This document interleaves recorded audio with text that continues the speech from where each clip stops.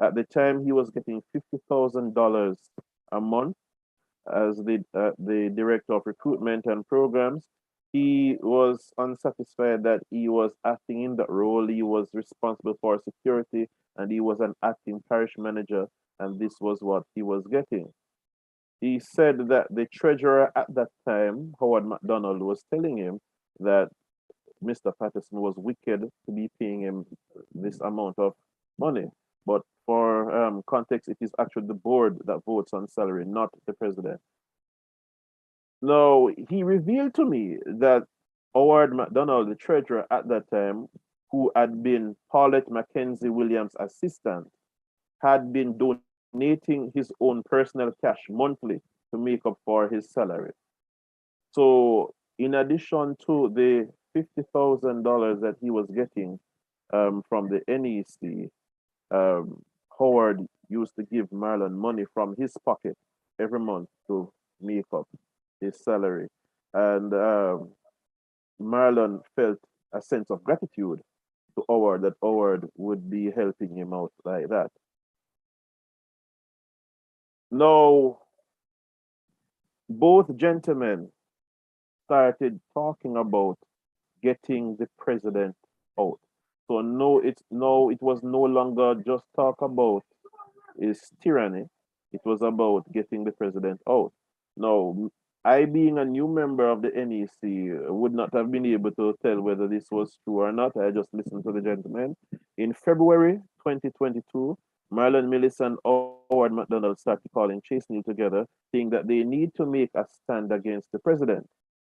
They asked Chase to get on board with them and let him know that past members of the board, like Paulette Mackenzie Williams and Robert Carr, were ready to assist. Chase agreed that if the allegations were true, then the president was indeed not fit to lead, but that they should present their evidence to the NEC and the candidates for them to decide. Now, some of the accusations against the president include allegedly firing the previous members of the board, therefore acting like a dictator. Another allegation was the president's wickedness in paying Marlon 50,000. That 500,000 should be 50,000.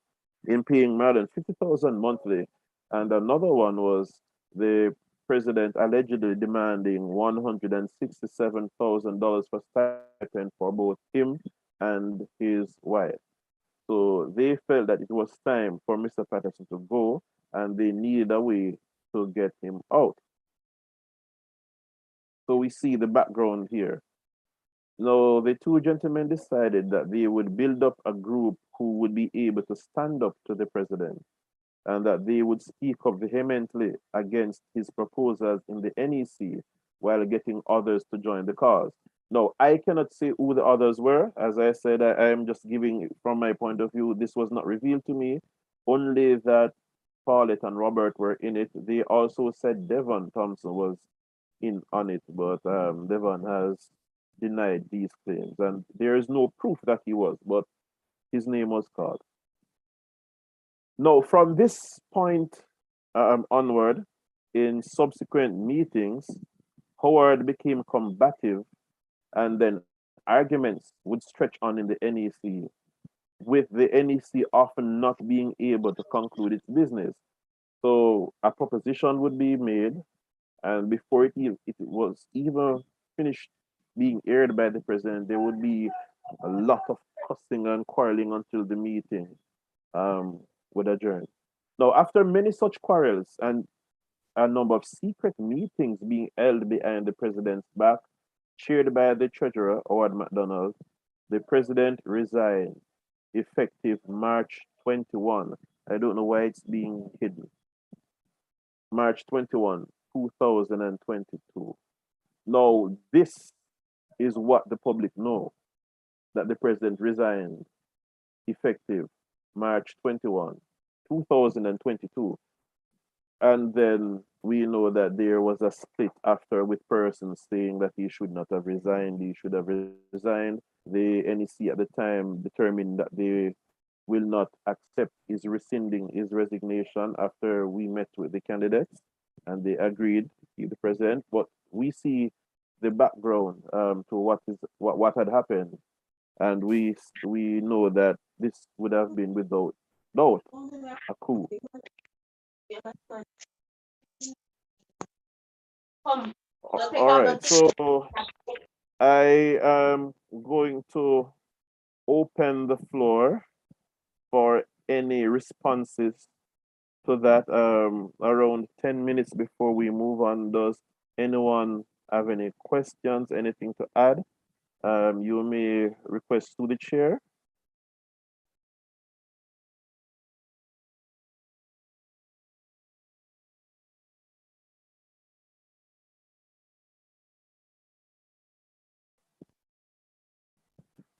Okay, so we move on. I'm not sure if you're hearing me. Yes, we're Can you hearing hear? you. Yes, hearing you loud and clear. Greetings, everyone. What I this whole situation, it's a lot. What I'm trying to find out from all the members, the board members, the executives, the president, the supporters of the NEC is, I mean, not the NEC, the UIC is, how long, I mean, I don't even know how to word it. How long are we going to continue to be distracted and to deviate with these outside distractions that are taking away from what we really should be doing, and get to the point where we nip this in the bud, get back on track, and focus on what really we need to be focused on. I mean, is there something in the works that, from a legal standpoint, you actually boss us with? No, you know something, Carl. I'm not somebody. Can I ask sorry. Carol to mute? Or, I mean, really and truly, how long?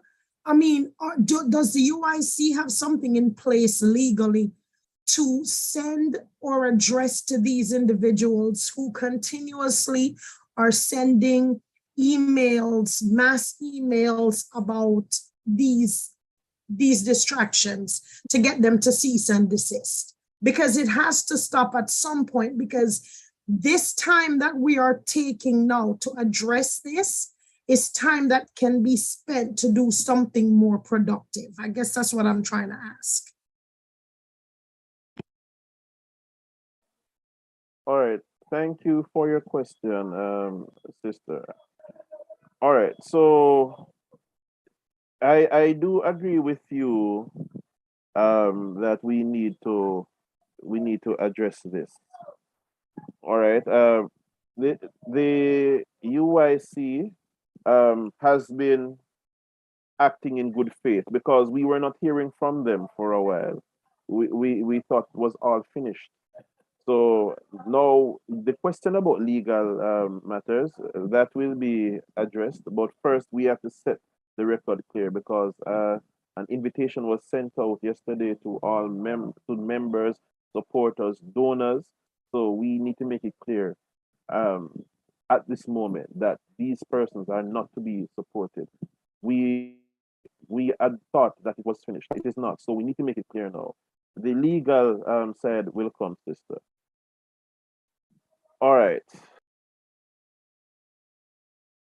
We have prepared a number of allegations that are made by the detractors and responses from members of the NEC who would have been members then. All right, but is someone, Johan Christopher, are you saying something? Oh, welcome, member.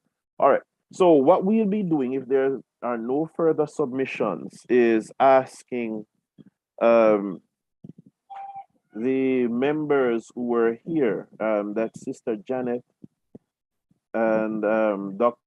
Peter Harvey, Dr. Michael Harvey, rather, sorry, if he is here, to speak at this moment. All right, Janet, I think you're the only one here now, so the mic is yours.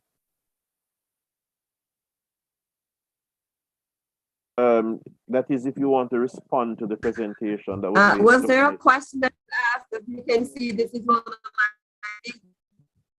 Oh, so is there anything specific you need to address? Because I've been getting calls. Oh, you've been getting called. Oh, I've missed a lot of what you were discussing, and I'm so sorry. Yeah, I've been. Okay, Janet, it seems your internet is not so good. All right, so what I'll just do is fill you in on what we had said. So basically, I gave the background to what started all of this. With the NEC voting out Paulette, Robert, Camille resigning, and all of that. So I was asking for you to give a response or any additional thing that you could have added. But since your internet is not up yet, I think I'll leave that until later. All right, Janet?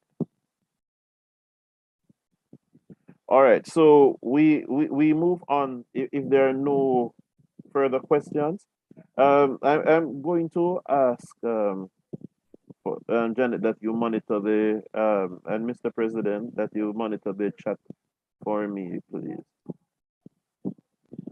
All right, and let me know if there's anything that we need to respond to. All right, so next is the arguments that are put forward by the detractors and our responses to them. So we'll be looking at that now. Now, one of the arguments that the detractors put forward is that the president is using a personal bank account that the treasurer has no access to. I'm going to leave the floor for any member of the NEC who chooses to respond to that. So you can indicate NEC members. Eternal Reign, yes, this personal bank account issue was addressed already. But the thing is, it is still being circulated, it is still being debated on, and there are persons now watching this live who would not have known. So we are putting it to rest once and for all again. All right, any responses here?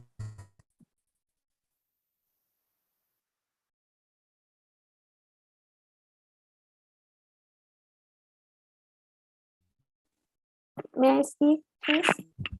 Yes, Nyieka, go. Since I'm the current treasurer, I think it's best for me to speak on this part. That is not true in some sense. It's a case where, because it's a personal bank account, obviously they're not going to give out their username or login credentials to anybody. But if it's a case where I can call Mrs. Patterson or Mr. Patterson and I can sit with them, they can open the account for me and show me what I need. So it's not a case where the treasurer is completely blocked from it. It's just that there are certain steps that you have to take. And that's fine, because they, at the end of the month, every month, they can indeed provide a statement that I can use to update our accounting system to ensure that everything is as is per se. All right, Nyieka, thank you for clearing that up. All right, so what I'll do And Mr. Chase, I don't know, as you're noticing, I keep getting kicked out. Well, I wanted to find out if an explanation was given as to why the banks are not opening or allowing the UIC to open an account. Is that explanation given? Go for it. Okay, so since I've been here in 2017, And I think since then we have gone through 3 treasurers, I think it's 3. And each time Mr. Patterson has literally begged and beseeched for a bank account to be opened. And unfortunately, the banks, every time, here's the issue. When you go to the bank to open the account, they don't give you a list of what you actually need. They just give you little pieces of it each time. And then you submit the information and you think, oh, everything is good now, we should be good to go. Unfortunately, that is not the case. Now they come back and say, well, we need to get information as to where your donors get money to donate to the UIC. Why? Because we do not have big businesses. It's just every people like you and I. Well, of course, donations come from all over the world, Canada, United States, the UK, and the Caribbean countries. How are we going to go and ask people, oh, by the way, how do you get your money? So we ask.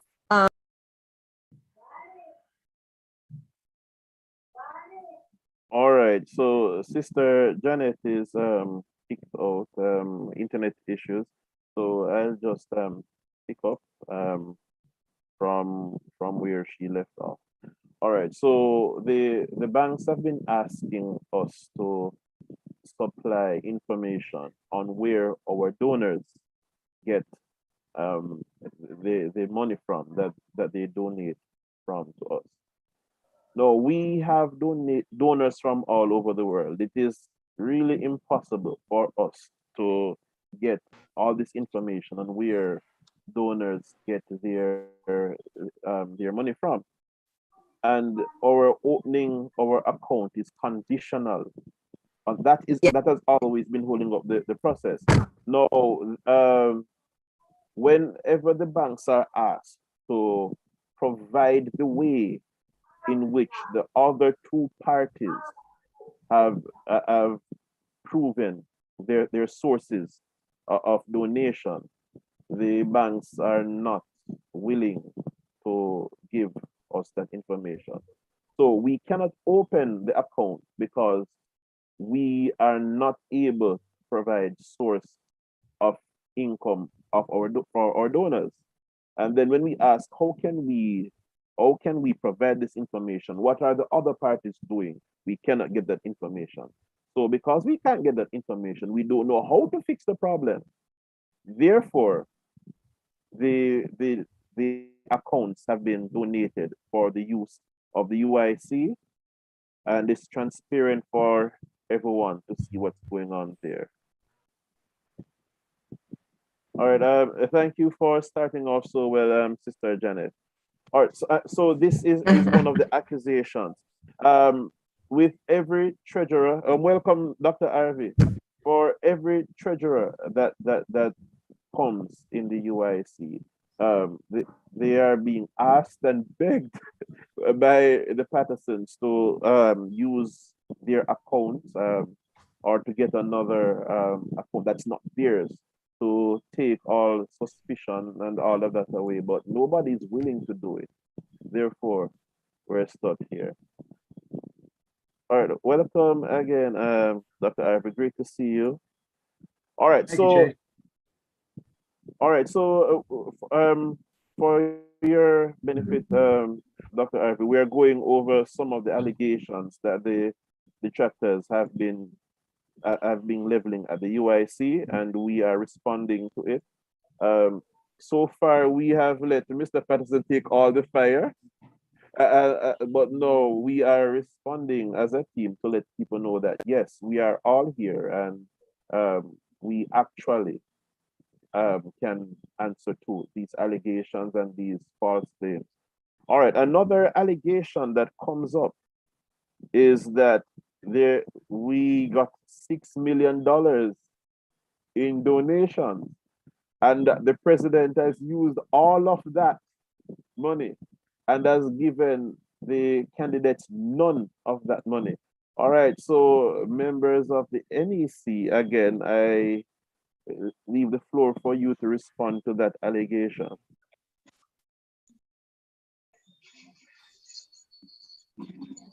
Who wants to take First, this? I'm hearing. Okay, I can respond. All right, Okay. Janet, Go Dr. ahead, Ivy Dr. Harvey. started, so I'll let him go ahead. Yes. All right, Dr. Ivy. Very quickly, this is the first time hearing this. You know, we have been getting reports over the last couple of years as to what's in the bank, and I don't recall us ever having $6 million in the bank. These people are just making up stuff, and anybody who believes them isn't really doing their own due diligence. All right. I'd like to make it clear though that that figure that was reported, was it March or February? It was after the All Island tour. Yes. That $6 million, it would have been the total donation of the UIC to that point. Right. Which should have been used in the operations of the UIC. No, the persons involved in the spreading of this allegation include the former treasurer who did not reflect this on any of his statements. So just putting that that on the board for everybody to hear. So this allegation that is being made is totally false. All right. No, this is another allegation. Oh, yes, Janet. Mr. Chairman, before you go on, Secretary, can I add a little bit here as well? One of the things that I must note is that there were times when there were pressing financial responsibilities that, for the UIC that the Patterson, Mr. President, had to take care of. And if there was a timing on the issue, then what would happen? He would pay for it out of his own pocket, but he would submit receipts and the NEC would have to approve the receipt for him to get reimbursement. And he would have an outline of what it was used for. So there were no funds that were reimbursed to Mr. Patterson that he used out of his own pocket. That was not accounted for. And that would have showed up in the audits. Every year we had to submit financial statements to auditors to audit the, the financials. So if there was an issue, that would have come up with the auditors, okay? And that information has to be submitted to ECJ, by the way. So of course, that could have been a big issue. And the past president, BP, oh, there we go again, I'm kicked out again. It is so hard. Oh, we're hearing you still, Janet. Oh, she's gone. All right. No, Janet introduced context that would have responded to one of the allegations in that the Pattersons are being paid for food and transport and lodging and rent and all of that. So what happens, as Janet explained, is that sometimes when there are pressing issues, emergencies, the Pattersons spend their own money. Mr. Patterson contributes to the UIC large amount and so forth. And then there are times when he may be reimbursed, and then the treasurer would have to sign on that. No, even the previous treasurer who speaks so unfairly and untruthfully would have been signing off on these orders to reimburse. So the allegations would have no basis in fact or truth. Now, in responding to the allegation that Mr. Patterson is a dictator, I hear that a lot. I hear that a lot, that Mr. Patterson is a dictator and that we don't want a dictator at the head of the UIC, and we don't want a dictator as head of Jamaica. I am to do a live to show how the structure of UIC works. No, UIC works in the way that we have set up governance to be. The president does not make any decision by himself, and any president who comes after would not be able to make any decision or force anybody to do anything.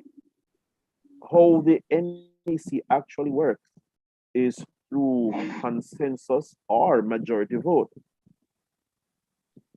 So if Mr. Patterson were president of Jamaica now, for him to pass a policy or a law, well, it is not him who would pass a law, but for him to affect the operations of this country through an edict or policy, he would have to get the buy-in from the three VPs, the VP of Cornwall, VP of Middlesex, VP of Surrey, and the Secretary and the Treasurer, the NEC. So the NEC has to vote the majority on what the president is saying. Then it goes to the parish senators based on how it's set up. So the NEC has to give the go-ahead, and the parish senators need to give the go-ahead for the president to actually influence the country. In this context, it is not possible for a dictator to exist or to be authoritarian. No, as it relates to now, any decision that's made in the NEC is made by majority vote or consensus. Everybody agree. So this view about the president being a dictator is false. Then that means that we are all joint dictators who have no minds of our own. All right.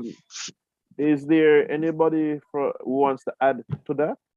Yes, I'd like to add to that. I'm praying that I can get through this without getting kicked out. I'm sorry, this is one of the issues that I have with Jamaica right now.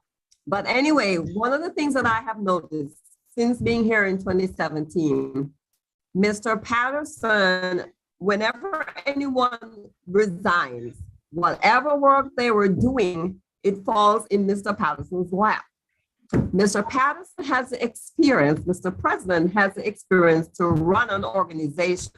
So if he's providing the guidelines and the steps for people to use to do what needs to be done, they're seeing that as dictatorship. They just do not understand his leadership style.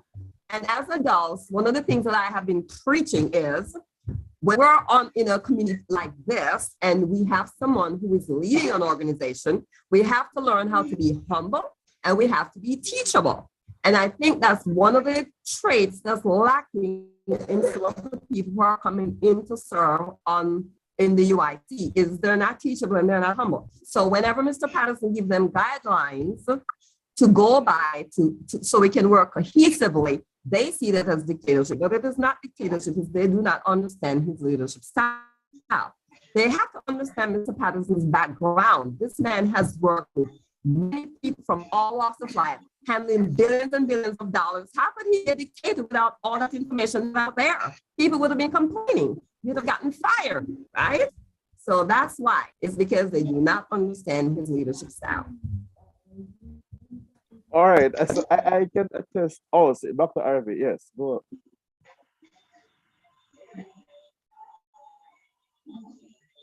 You're muted, Dr. Harvey. Unmute your mic. Now we go. So sorry about that. I've been around Joseph since 2018. And if I thought he was a dictator, I would have been gone by 2019. He has tremendous command of himself and the way he relates to people, which is what inspires me to be working with the UIC and to continue to do so in the future.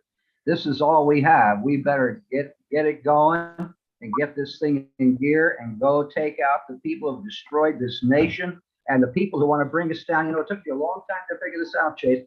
At first, I thought they were just naive and didn't understand that they were hurting the movement. But the more I stand back and look at developments going all the way back to like last August, I can see that these people were good, man. They snuck in, they gained our trust, they moved up into the NEC, and they had no interest in helping move UIC forward. They were waiting for their opportunity to try to divide and conquer. And they're not going to get away with it because the future of Jamaica is on the line. We stand by you, Joseph, all the way. All right, thank you, Dr. Harvey. You spoke to something that I was talking about earlier, that this did not start this year, there was actually plans from last year to remove Joseph from leadership. Janet spoke about Joseph with telling people how it is and guiding them. I can attest that Mr. Patterson will tell you as it is, and it is not always easy to hear. So he may say something like, "You're not handling this competently." What does that sound like? Not everybody wants to hear that. Some people get offended when they're told that you are not doing this right. This is how you are supposed to do it. And that is how Mr. Patterson is. He tells you as it is. No, in my experience, if he says something that I don't agree with, I just speak to him after and we discuss it and then we're good. But what people do, and based on my observation, is when they're told something that's hard, they retreat within themselves and they grumble and they find someone else who has a grouse and then they collaborate together. And that culminates in what we see now. So nobody has the guts those who have acted out as the guts to say to Mr. Patterson, I believe that what you said was wrong, or what you said hurt me in this way, and see how they can move forward. And that's a problem. All right, no, there's another allegation, a major one. Oh, George has his hand up. Go, George. Yes, good night, everyone. Good night. Yes, I am not too much aware of all of these allegations, but listening so far, all I can say is that normally when you have a new movement, you will always have individuals who may be opportunists. And so you're not going to necessarily stop people from coming in the movement who may have different motives. But I'm wondering if there's any thing that can be looked into in terms of the process of how recruiting is done to minimize. Because a new movement, so people will always come on stream, but if there's something that probably need to be looked into in terms of better screening process to minimize some of these things from happening. All right, thank you, George. And I saw Eternal Rain also had made that suggestion about the screening process that is being revised. However, human resource is a problem. This is a voluntary organization and everybody has to work. So we're having a problem there. People have to survive, people have to work, and they can only give us the time that they have. So that poses challenges. But it is the process is being reviewed, and we will seek to come with a more streamlined and more efficient way of recruiting personnel. All right, no, this allegation is very serious. No, after the badgering and the blockades that Mr. Patterson was experiencing in the NEC, he had resigned. And because of the fact that he had resigned effective March 21, the NEC declared that Mr. Patterson was no longer the president because they refused to accept his rescinding his resignation. And I'd like to add some context to that before I invite any responses. All right, so Mr. Patterson had resigned the Sunday of the week. I think it was March 5. Based on what was going on in the NEC. And he had a meeting with all the candidates on Tuesday. On the Tuesday, I think the Tuesday was the 7th or 8th. No, the Tuesday night. At that meeting, the NEC members, well, chiefly Marlon Millis and Howard McDonald, made their accusations against Mr. Patterson, and he responded. No, in that meeting, the members called for a vote of no confidence in the NEC. I wonder if there are persons here who remember that incident where it was moved for a vote of no confidence in the NEC. At that same meeting, a vote of confidence was made in favor of the president. So our candidates and members on March 8th or March 7th, not remembering the exact date, but it was a Tuesday, they voted that they want to retain the president and they begged him to reconsider. And they voted for no confidence in the NEC. Mr. Patterson considered after the members and candidates asked him to resume, and he rescinded his resignation. The following day, on the Wednesday, Mr. Millie started sharing a lot of controversial conversations. And Sir Stevens, please close your mic. All right, let me explain. Before I go further, let me explain the vote of no confidence. Now, a member, I think it was Sheldon Wallace, raised the motion for no confidence in the NEC, and it was seconded. Then it was voted on, and the majority ruled. Now, what that means is that the members do not trust the NEC to conduct the business on their behalf again. So that means that the NEC must be changed because the members do not. And I was a member of the NEC, so that means that they had no faith in me at that time either. So everybody except Mr. Patterson was seen as undesirable by the members at that meeting. So they did not want the NEC. So that's what it means. Vote of no confidence. We no longer trust you to do business on our behalf. We need to have you replaced. And there was a consequent call for a special annual members congress, and that was seconded and voted on. So at that annual members congress, the members would vote in a new NEC. The date was after set for March 27th. Now, if at a meeting, the members say, we don't want you anymore, how is it that the very next day you can say that we refuse to accept your rescinding of your resignation? That makes no sense. The people had already decided that they want the president. The NEC manages on behalf of the members. The members themselves spoke, we want the president. We accept you returning. And they stated that we do not want you people. How is it that the very next day then, the NEC can say, we do not accept you rescinding your resignation. You are therefore not the president. That is what happened on the Wednesday after that March 8th meeting. And the director of recruitment on that day started kicking people out of our candidates group, just deleting persons who protested their decision, removed Mr. Patterson's admin privilege.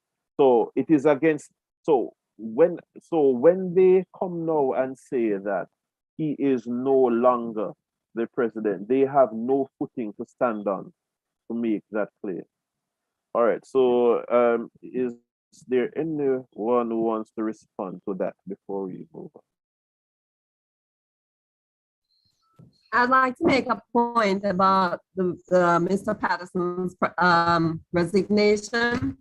One of the things that they don't even realize, it was a test, that resignation was a test, Mr. Patterson, because they had called a meeting, and those who were supportive of Mr. Patterson, which would have been Mr. Chairman and myself, we were not invited to that meeting. So they held a meeting without us, and Dr. Harvey was not invited to that meeting as well.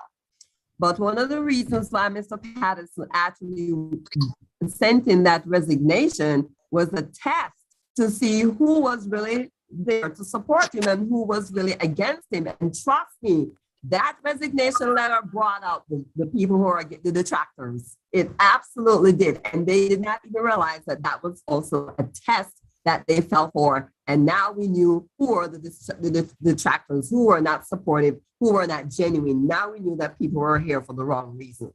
So that was a very, very significant resignation that was later rescinded, of course. All right, thank you, Sister Janet. Melbourne Callum, I see your hand. You may go. Yes, good night, everyone. Oh, that they I'm must not say is a so- trap him set. Patterson. Yes, please close your mic, member. Barima, yes, close your mic, please. Yes, Melbourne, continue, please. Yes, I'm just asking, what is this meeting about? I just saw the link. I never really saw anything to state the meeting purpose. All right, thank you, Councillor Kalam. Let me respond to that for the benefit of those who may have joined late, for yourself. This meeting is to make it clear that there is one UIC, one National Executive Council, to put to death and make clear that the other group that is claiming to be the NEC and the UIC have no ground whatsoever. The reason they recently sent out an email list to many of our members and supporters to host a meeting to donors. They address donors too. That's dangerous. So we have to make it clear to everyone, this is fraudulent. So that is what we're doing now. And we are addressing all the claims that they have been making about the UIC and the president. Right. All right. So Neil? Yes. So a question, if they're sending out emails, how could they access those emails? Do they have access to the UIC emails? These are former members of the National Executive Council, so they would have had these emails before. Okay, well, we need to get Can I someone provide on more that. information for that? Could you repeat that? One of the persons, yes, I want to clarify that one of the persons who is sending out the emails, they were the membership director. So they had access to the database. That is how they were able to send out these emails, and still is doing so, which, you know, I already posted in there that they're operating illegally. And they're operating illegally. So yes, this was how they were able to access the membership emails, is because they were former membership director. That's why. I want to also and add one access to that confidential information. Hold on, yeah. Sorry, Janet, continue. Yes, so I wanted to just clarify that. Yes, I just wanted to clarify that because someone asked how did they have access to the emails, because the former membership director had access to that database and was, you know, putting all that stuff together unknown to us for what they were planning to do. So that's why they were able to send out those emails. All right. Yes, just to add one thing. As it pertains to those emails that's being sent out by the fake UIC, I just want to let it be known that if people are really paying attention, those emails are not coming from the UIC, the official UIC. They are coming from personal email addresses by ex-members. None of the emails that are being sent out by those individuals are from an official UIC. They are using UIC in the subject line and in the body of their emails, but the email itself is a personal email, and you can go and look at all the emails that are listed. It is not a UIC email. It is not an official email. And to be honest, any monies that are collected by these individuals is considered fraud and should be returned to the official UIC members and its organization. All right, thank you for that explanation and that observation too. I hope people pay attention to where their emails are coming from. Melber Kalam, you have your hand up, you may Yes. go. All right. So seeing that they're doing fraudulent activities and being in this industry where as relates to fraudulent activities, are certain steps being taken to ensure that Google is also aware of this and also as it relates to money being collected, right? How can we ensure that these persons can be jailed and also be sued for this? Because this is terrible. This is treason, by the way. Thanks for the question.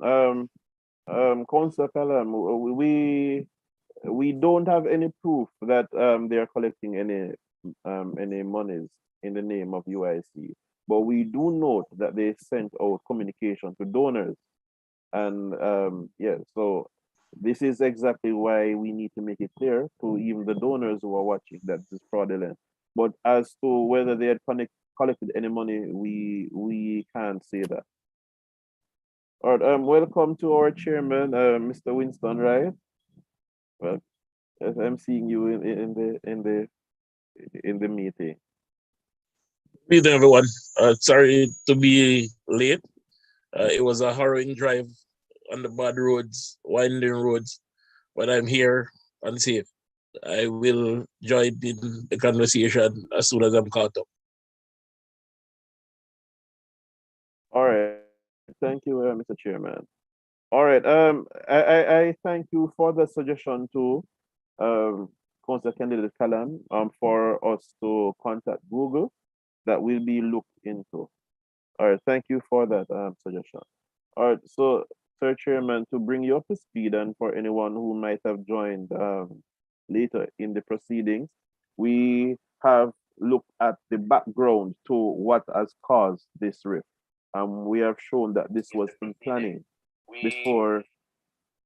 Oh, I'm hearing an echo. Yes. Oh, I was approached on multiple occasions about this. Oh, you too. All right. Okay, so someone else But has. what I can tell you, you see, I can even say it for person just like Mr. Winston, you, of course, Sheldon, Magan, and quite a few others. Believe me, Mr. Patterson has really done. He has not even in power as yet. He's not even in power as yet, but he's making a lot of impact, making a lot of change, even in my life. Makes me think or view life on a different aspect. Not to be one of those bossy slaves, and I'm not a slave. All right, thank you, Member Kala. All right, no, I want to be fair. Something was said earlier that they all were planning it. I do not believe that everybody involved in the yes, giving the devil his due. And forgive me for using that metaphor, but we know what it means. I don't want to say that everybody involved was in it from the beginning. Some persons were approached from the beginning, but I want to bring back attention to the fact that sometimes Mr. Patterson tells you as it is, and some people are not humble enough to take correction. So there are persons who are nursing grudges, who were approached by the detractors, and because they were angry or hurt by something that was said, by probably you are failing at this is what you need to do. Instead of looking at the correction, they look at the reprimand, and that got them in that sort of. So I know that that is also one of the reasons why people have decided to join those who are plotting against Mr. Patterson and the UIC from before, but not everyone would have known about the plot from before. I am glad that Member Kalam also can attest to him being contacted before all of this came about. So we see that this was really a plan in motion. All right. Another allegation that is made against the leadership of the UIC or the president, that is that the presidency and the current NEC is unlawful because there is a sitting NEC. All right, so I'd like to address that again before I ask for responses. Now, after Mr. Patterson had submitted his letter of resignation and had met with the candidates, I want us to recall that there was a vote of no confidence in the NEC that happened in the meeting on March 8th. It was a Tuesday. They asked for they suggested that the NEC was not fit in that vote of no confidence. And then the members voted in favor of the president when a vote of confidence in the president was called. At that same meeting, the members called for a special AMC. It was voted on and the motion was carried. People voted in favor of the special AMC to vote for a new NEC.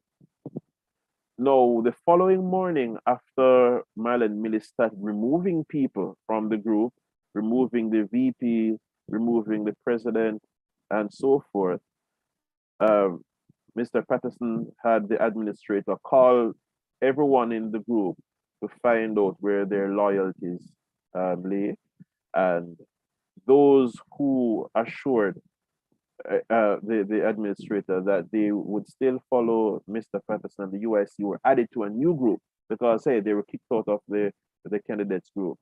And the members in that group voted for an interim NEC until the special AMC came about. Now, on March 27, the UIC went to the polls and the members voted, some on site at our office in St. Elizabeth, and some voted online. And the votes were counted, and Mr. Patterson came out again as president. Now, I want everyone to note, now the detractors like to talk about the Constitution. Now, if you go on the UIC website and look at the Constitution, you will see that the members have a right to call for a special AMC. That was done according to the Constitution. At the special AMC, everybody was invited, even the detractors. They decided not to show. So they now would have given up their claim to be the NEC. The members called for that AMC. They decided not to come. In fact, they sent out a memo asking people not to go to the AMC that was constituted, called by the members. They did not turn up, so they did not get to contest any offices. So at the special AMC on March 27, we voted in our president, our VPs, our treasurer, and all the members of the NEC. So legally, that NEC is the NEC because the previous one, got a vote of no confidence, and two, did not show up to contest the legally constituted special AMC. So their claim that the president and the NEC now is unlawful is just wind in the air. In fact, they are fraudulent and unlawful. They were voted out. All right, so now I open the floor for responses, additions, and so forth, if there are any.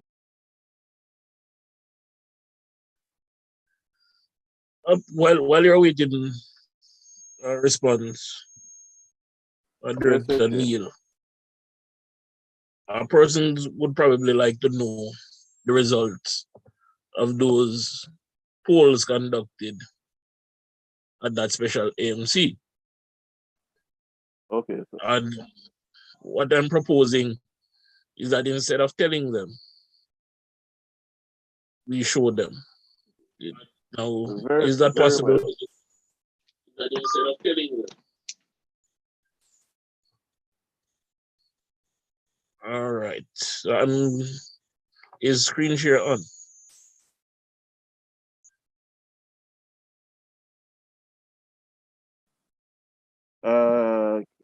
Do you have screen share capability?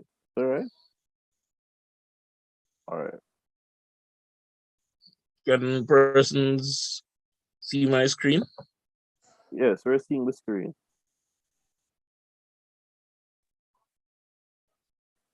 Not hearing anything though.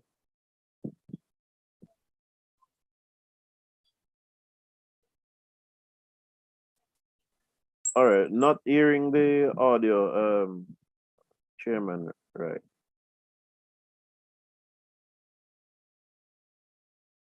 You're saying you're not hearing the audio, correct? Yes, that is correct. We are not hearing the audio. Let me exit and re-enter the share. I think there's an option to share with audio. Right. So I'm gonna re-enter the screen share, and then we go from there, right?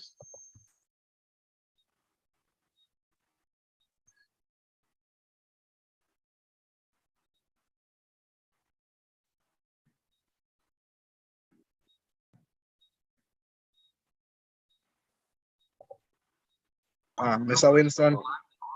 Yes. All right. Yes. Question. When last I hear from Kenrick? All right. Can we address that outside the meeting, Member Fella? Calls us to fail when trying.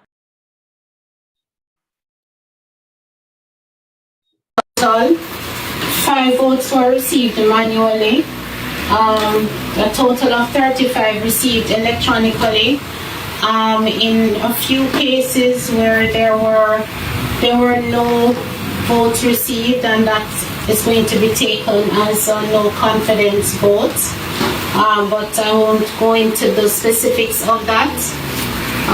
Just reading the results.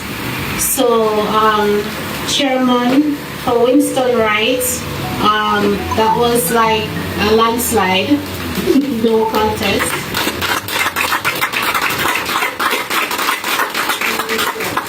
For President, Mr. Joseph Patterson, that was landslide, of course.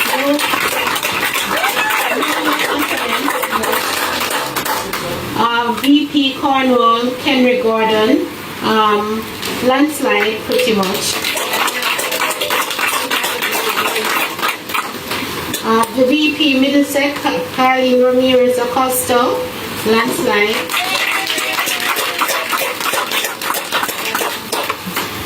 So in the case of the VP for Surrey, Daniel Burke is now the VP.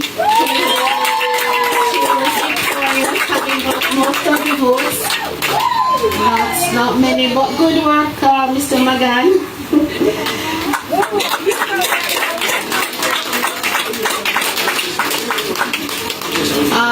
General Secretary Mrs. Charlotte Patterson.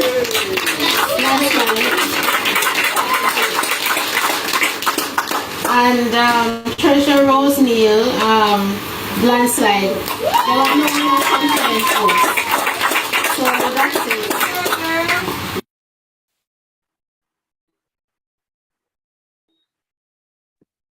So that was. Can we have date and time on that, please? That was on March, March 27th. It was on Sunday, March 27, 2022. That was at the USC's office in Breeze River, St. Elizabeth. So that was the date of the special AMC. It was called for on the 8th of March in our candidates meeting, and it was set for the 27th of March, and that is when we had the vote where we voted in everyone that was just announced. So, and it's important to note that it's not all the members that were present that voted. Members across the entire diaspora, the US, UK, Canada, and even Jamaica voted online and in person. So it was a wide cross-section of membership. As a matter of fact, this particular AMC, out of the AMCs that were had 3 in total, Mr. President, you can correct me if I'm wrong, this was the most widely supported AMC of them all. And with that said, we totally refute and rubbish the claims of those fraudulent persons claiming to be the NEC. All right, so the floor is open for any responses before we move on.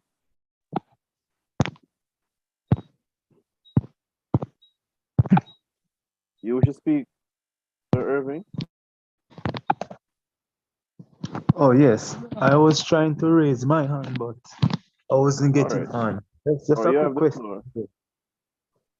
floor. In terms of recruitment, is there, for example, a system or somebody in place that does training? Because sometimes persons will be very enthused about playing a particular role, but to get them performing at the level that is effective or efficient, is there a training program for the various posts? All right, thank you for that question, Sir Irving. And then this would go in line with what Eternal Rain was saying about there needing to be a vetting process. All right. If I may, Mr. Jensen. Yes, Sir Chairman. And so, yes, there is a training program. Like all things in the UIC, it is dependent on volunteer. If not, the president has to shoulder the burden. And it is really burdensome and tiresome for him to run the entire organization. And I do mean the entire organization. And so he relies on persons like myself, Mr. Neil, Mr. Aljos, or the gentleman Aljos, Eternal Rain, as well, Rosemary, everybody here to volunteer their time. And some of us do. Now, the process from time to time needs streamlining. And I'll be honest and say that the process hasn't been properly maintained from what was designed, which was a beautiful program that was very interactive and brought persons in direct contact with the vision and the mission and the philosophy of the UIC, going to different persons' hands. And why it was watered down was simply because of the fact that those persons who were given the responsibility had ulterior motives. For example, one person seeked to create a little fiefdom where candidates are beholden to him for bringing them into this beautiful organization that supports the growth of individuals, the growth of the economy, the growth of family, the growth of small business, the revitalization of Jamaica as a whole. And so you find them seeking to carve their niche. And the president, contrary to what was said, is not an octopus with tentacles in every aspect of the organization. He relies on us to perform as prescribed and then report to him, like the leader of any organization would. And when persons take advantage or fail to perform, then he has that discussion with them. Now, the organization will retool the training program. We are rebuilding right now. More persons are volunteering. We see, and as a matter of fact, I'll go so far as to say there is now a better cadre of persons looking to volunteer with the UIC now that they realize how far saboteurs will go to take the taste of this beautiful food from the Jamaican people. And so these persons have stepped up, and when I look and see how they are performing, I smile.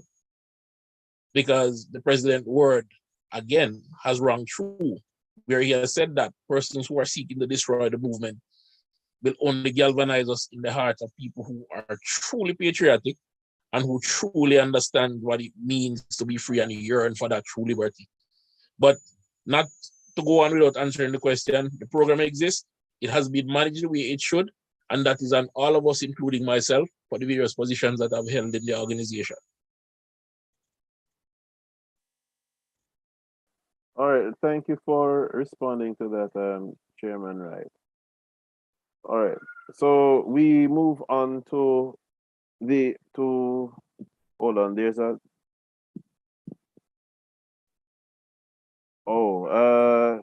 yeah, the president is reminding us to that we have been surviving on a donation of around $53 per day.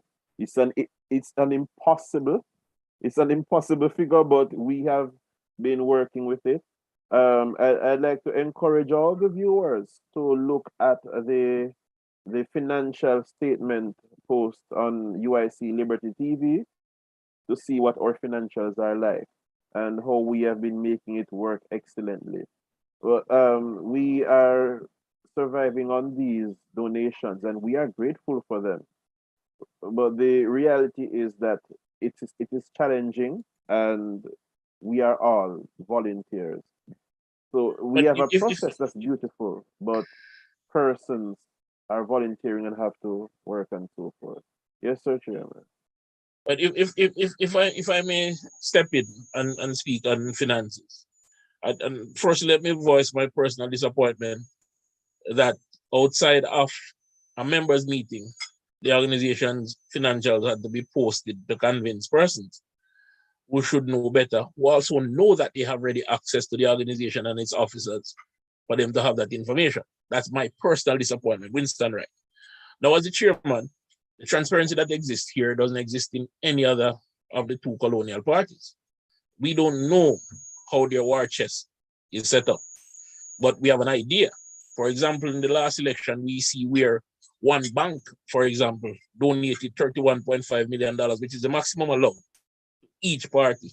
I'm not good at maths, so that sounds like $63 million to me in total. But if my maths is off by a couple million, feel free to let me know. So, $31.5 million, and the money doctor can tell me how much per day that is, and that's just one donation. That is outside of the donations that goes to candidate, but there's a maximum figure for that as well. Now, do we wonder why we have banking problems in Jamaica over the past, that has been exacerbated over the past 3 years? Have anybody stopped to wonder? So we need to look at the correlation between the special interest money and the problems that we have in Jamaica. But back to the UIC's business. We have passed every regulatory audit that has come since the UIC became a party. Those regulatory audits are a requirement to remain a registered party. Now, anybody that has any financial inkling would know that an audit is one, independent, and two, and most importantly, it is very detailed. And it looks at your income and your expenditure and track every cent that has come in to see where it has gone. And if any dollar, any cent of that was misappropriated, the two colonial parties that controls the regulatory body, yes, every single member of the ECJ is a political appointee, every single one. Both parties have their operatives on the ECJ. So this information goes to them for scrutiny. Would they let a third party that is so threatening get away with something like that? No. Just like how they hurriedly registered another party to dilute or vote a pool in the last election, right? What do you think they would do? They would publicize that in the most profound way. The fraud squad would be knocking on everybody's door. They would have search warrant in hand signed by the DPP and any judge they can find. So since that hasn't happened, what does that mean? That our books are impeccable, that the performance of the president has been impeccable. And I note I did not say treasurers. No offense, Ms. Williams, you're new to the post. Because I, since joining the organization, have seen 3 treasurers and none of them did what they were supposed to. I sat down the other day and I distinctly remember the first meeting with the first treasurer when I was invited to join the NEC, when the president said, okay, Winston, I want you to do this. Take this piece and own it. Okay, and should I call names? Okay, Mrs. Williams, take this, own it, including get us a UIC bank account with 3 signatories on it. And throughout the tenure, which was probably about 6 months, every meeting there was an excuse. Oh, Mr. P, I didn't get to go to the bank. Oh, to the point where this person was saying, you know, I don't think I want to be involved because my boss is saying I can't be because of my position. I don't want the people in my community to know too much that I'm so involved with this because of fear for my safety. And those may very well be true. And at the time, I have no reason to doubt it. But I'm saying this, if honesty existed, those persons would not have accused Joseph L. Patterson of any wrongdoing when he transferred every single document pertaining to finance to them. Say, here, take this, own it, just give the NEC a report. And at the end of the day, Sunday he has to ask, what is the financial position? Now, things were a little better when a young accountant came in by the name of Blake and started doing that, and we got regular reports. But up until then, nothing. And when Blake left to pursue his personal business, which he's doing well at, and he still continues to support UIC through all of this because he knows the truth. And other persons came, particularly McDonald. From the beginning, he was a butthead. And I remember that last meeting that the president was drawn over the coals and tarred and feathered. I sat and said to myself, this man is playing games. Because in that meeting, he made sure nobody could pursue him and press him. I tried, but poor internet gave him the advantage. And he went on.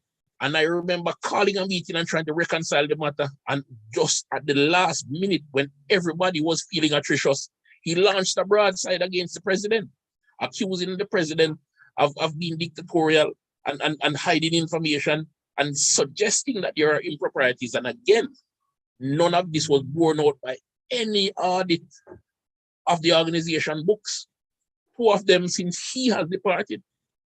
And he went on to say he's good at this, he worked at this business, that business, and that business, and that is true.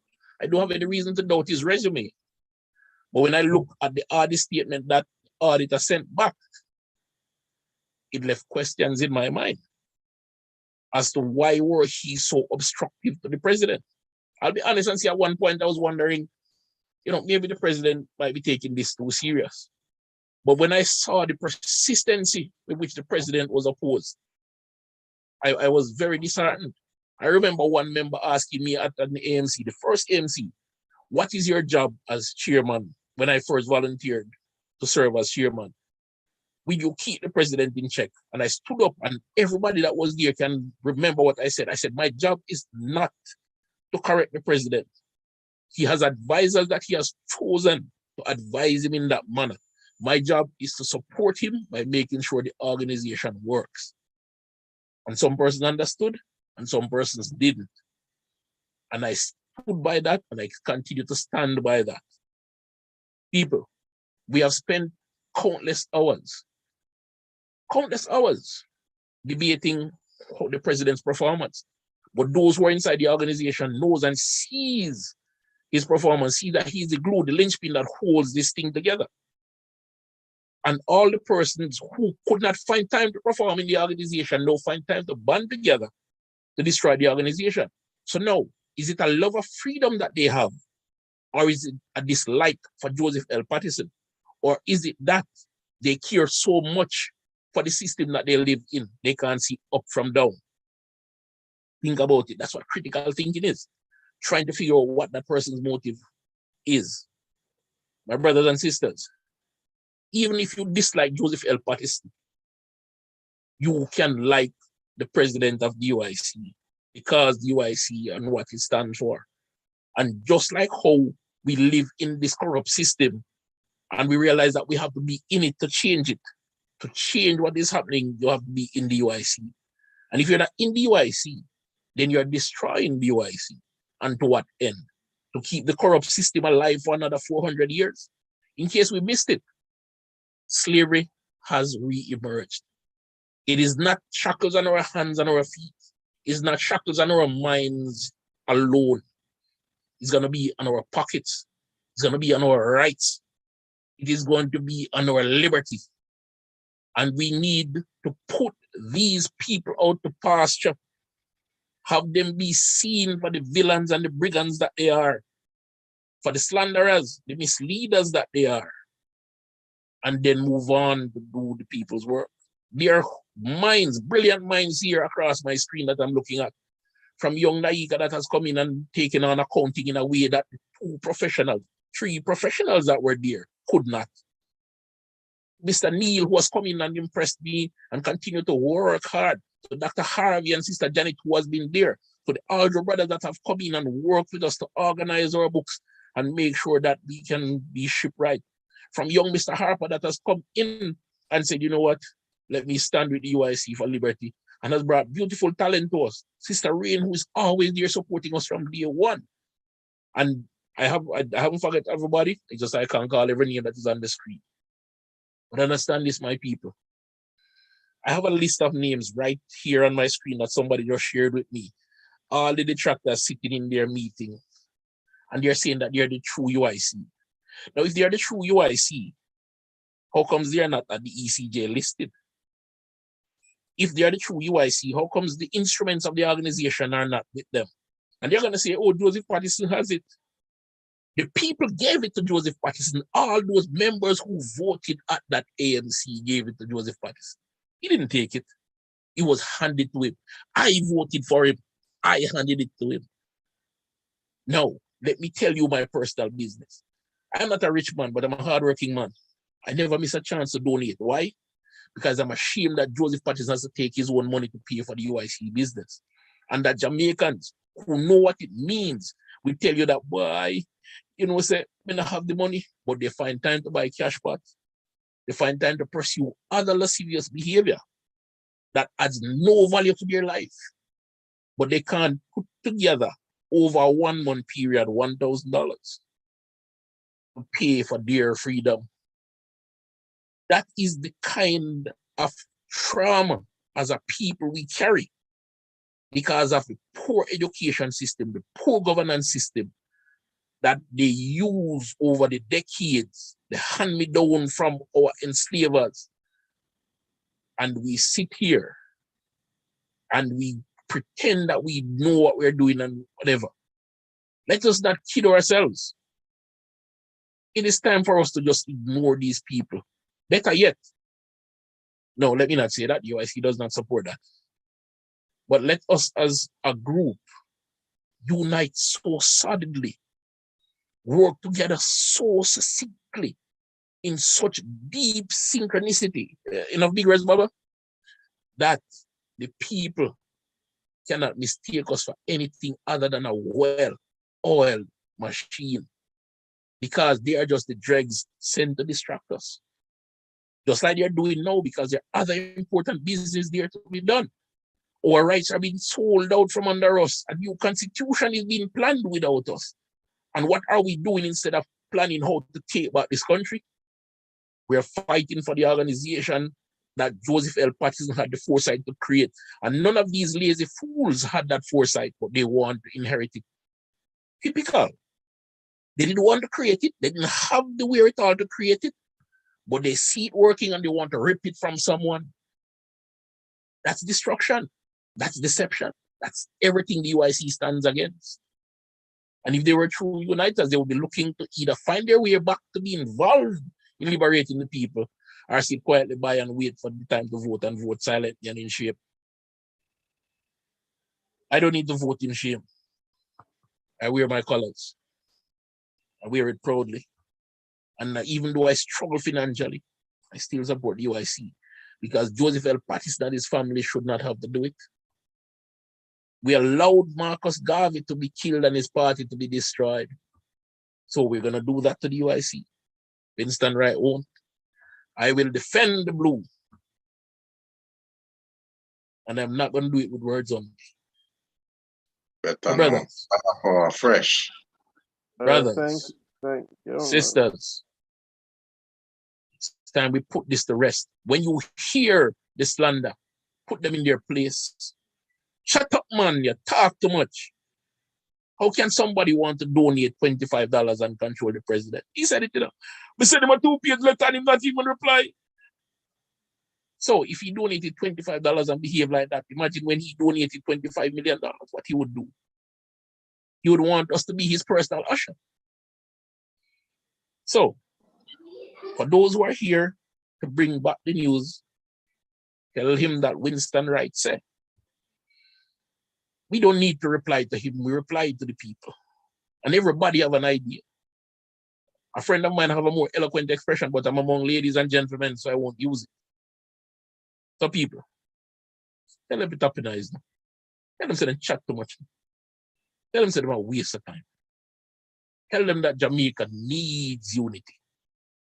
And they either unite or step away. Very Mr. Neil, well the floor is said. yours. Yes, sir, Chairman. Very well said and put together. No, I just want to put something before the people, right? This same Howard MacDonald that was such a divisive force in the NEC and was so antagonistic is now the supposed chairman and treasurer of the fraudulent group. He is the one leading the charge. What does that say to you? And that individual who wanted to control the president because he has his platform and he dedicated $25,000, he is following this gentleman who disrupted the movement and is now leading the charge against the UIC. Hold on a second, Chase. So Let me show you an angle. When you have a certain number of views on these social media platforms, because they all thrive on anonymity, you get money, right? There's a lot of Jamaicans out there who thrive on gossip. Look at when the young man came out against the PM. The views just flew off the chart. So he sees an obvious avenue to advance his finances. And I can understand that. I can understand you wanting a few dollars. So did Judas. He wanted a few dollars. He eventually hung himself and didn't spend it. I'll say no more. All right, Eternal Rain, you have had your hand up for quite some time. The floor is yours. Thank you very much. I just want to switch gears a little bit. A couple of questions. As it pertains to the banking situation that's still going on there for the UIC in Jamaica, has there been any investigation to find out if the UIC can open up an account overseas, abroad, whether it's in the US, Canada, or in London, and operate that way for the members in the diaspora? Is that legal? And then with that, with collection being done there, we send it to Jamaica collectively, as opposed to having individuals having to get the money to Jamaica? That's question one. And question two is, there was communication regarding adopting a candidate. I don't recall, maybe I missed it because I've been kind of busy. I don't recall seeing any further communication regarding how that would work. And I'm wondering if someone can, from the UIC, can elaborate on how members in the diaspora can either choose one client or maybe every month. You know, because we broke over here too, believe me, I can give you stories. But every month we can send maybe a small change to this client, this candidate this month, and a small change to another candidate next month. I mean, I haven't heard anything expounded on that. So those are my two questions. Thank you. Mr. President, let me help you out here. Firstly, let's start with the donation to individual candidates, to sponsor candidates. You have not heard anything else, Eternal Rain, because when the president, the majority of the programs, about all the programs in the UIC comes from his brain. When the president started to push that initially, he got opposition, yes, from the same detractors. So he went on pause.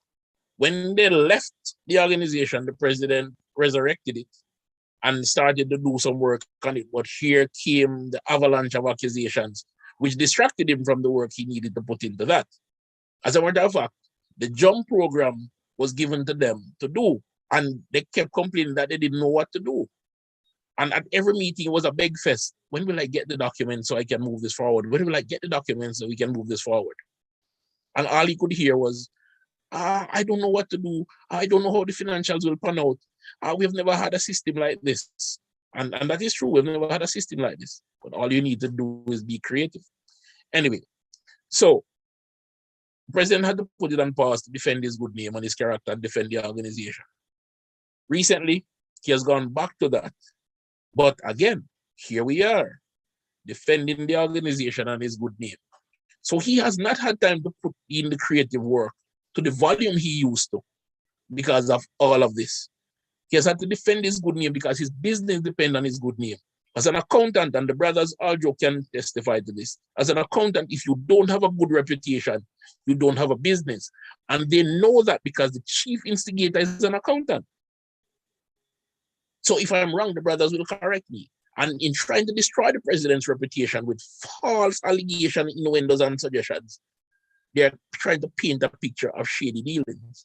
And of course, he now has to defend his bread. And it's just like the two colonial parties do. They keep us fighting to survive on a daily basis, trying to subsist so we can come together, unite, and say, you know, we want this common goal, so we'll work together for it. They keep us fighting for that scarce benefit and spoil. So it's a household trick they were taught, and they're using it well to keep us under their feet. Now, since the president can't put the work in to sponsor a candidate, the program, to have it fully fleshed out, but there are still avenues in the UIC to do that. A person who donates and indicate that I'm donating towards a candidate in general, that will be done because that has happened before. Or if you indicate a specific candidate, that will also be done. That has been done before. Or if you want to donate to a specific program a candidate have, again, that can be accommodated. So there's still room to do that. But as soon as we have cleared this mess, the president will get back to his very, very detail-oriented work of putting this program together. And shamefully for me, I can't help him with it because I know my limitations.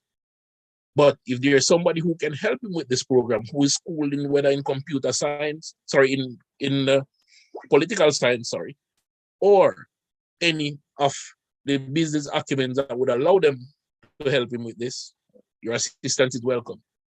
Now, bank account overseas. The first thing is that it is not strange that the UIC doesn't have a bank account. The two colonial parties, well, they say they don't have a bank account, but they do it for a different reason. Whenever we try to open an account, and I have walked into a commercial bank and said, I would like to open an account. And they say, yes, sir, we'll open an account for you. You need your TRN, you need this, you need that. And I said, okay, but you know, I want to open it for a social organization. Okay, is the organization registered? Yes, it is. Whatever organization, it's a political party. I need to go talk to my manager. And she comes back 15 minutes later and said, the manager says, you need to provide us with a letter from your donors stating how much they will donate per month. You need to have your documents provided to us, your membership list, and they go on and on. All of that is next to impossible to provide because first thing is that every donor won't give you a letter. You won't know every donor. So they use these obscure laws to keep us from having an account. The next question is an account overseas. Yes, but now the financial laws have been unified because they are quote unquote stamping out money laundering. That might be true, but it now affects us adversely because those liberties for a foreign national without a business or legal standing in a country, it is very difficult to open an account. Not impossible, but difficult. So one of us would have to go and physically do it and establish the reason why we want to do it. Now, a member can do it, but that goes against the organization practice.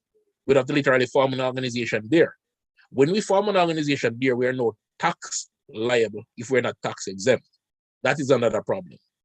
So we have to understand how these laws are being brought into synchronicity internationally, because it is not by accident. But it's something that we have thought about.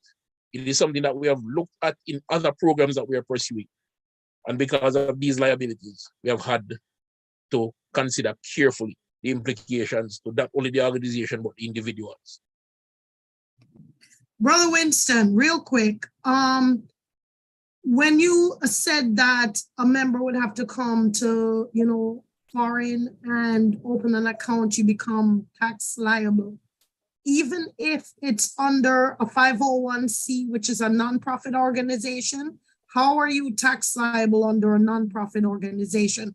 And secondly, as it pertains to the banks in Jamaica, giving you the list, quote unquote, the list or of the requirements, are these lists being fully disclosed in writing, or is it verbally being given to you?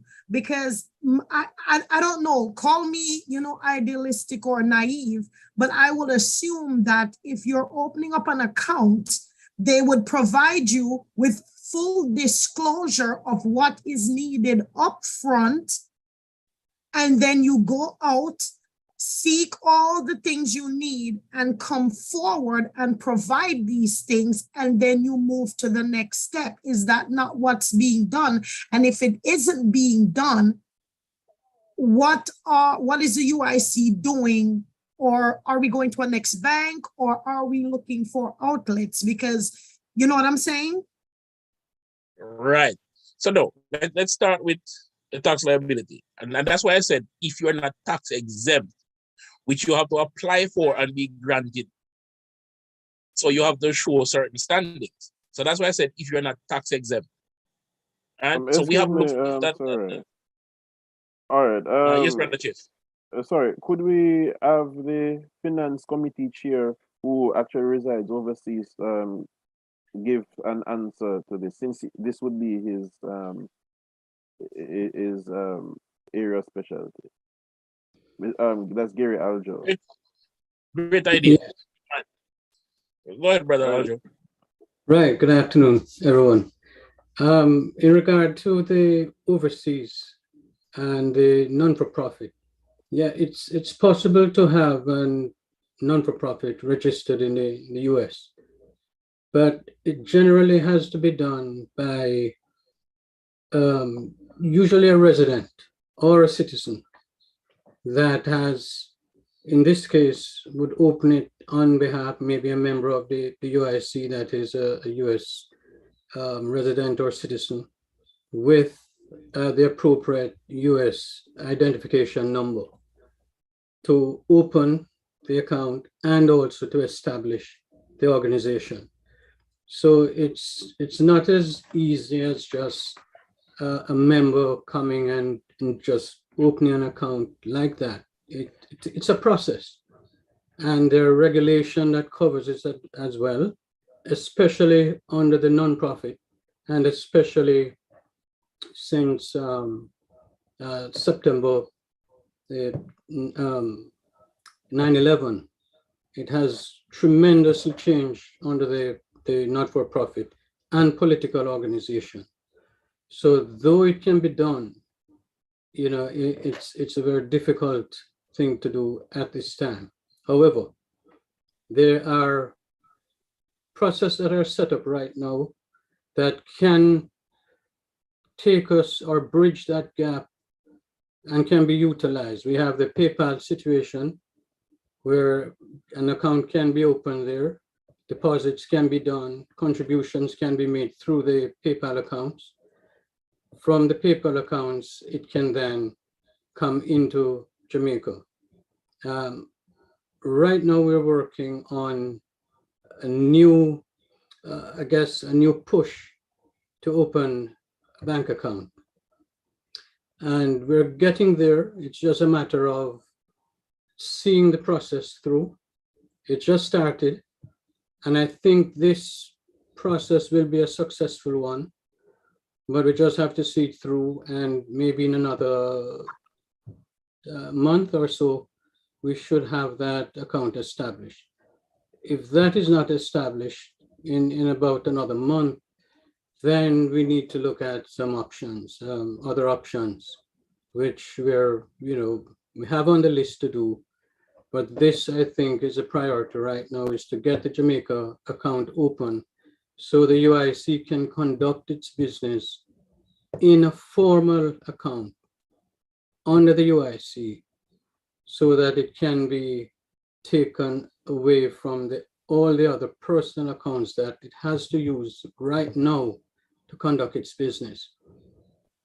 So we're trying to move away from that personal account situation, formalize it in Jamaica so that the UIC can conduct its business under its own name. And then we can, do it that way. The PayPal from overseas can work right now, and it's working efficiently right now. And then if the donor base increased to that extent where a dedicated account in the US or London or wherever can be set up, then that's something that will be pursued. But the Jamaica operation right now is the priority to get that going. And just to point out that the personal account is devoid, as it is called, is actually a UIC account, is devoid of all personal funds and has been dedicated to the UIC's use. So there is no commingling that is happening. So that needs also to be put out there. The next thing you hear people start talking that kind of crazy stuff again.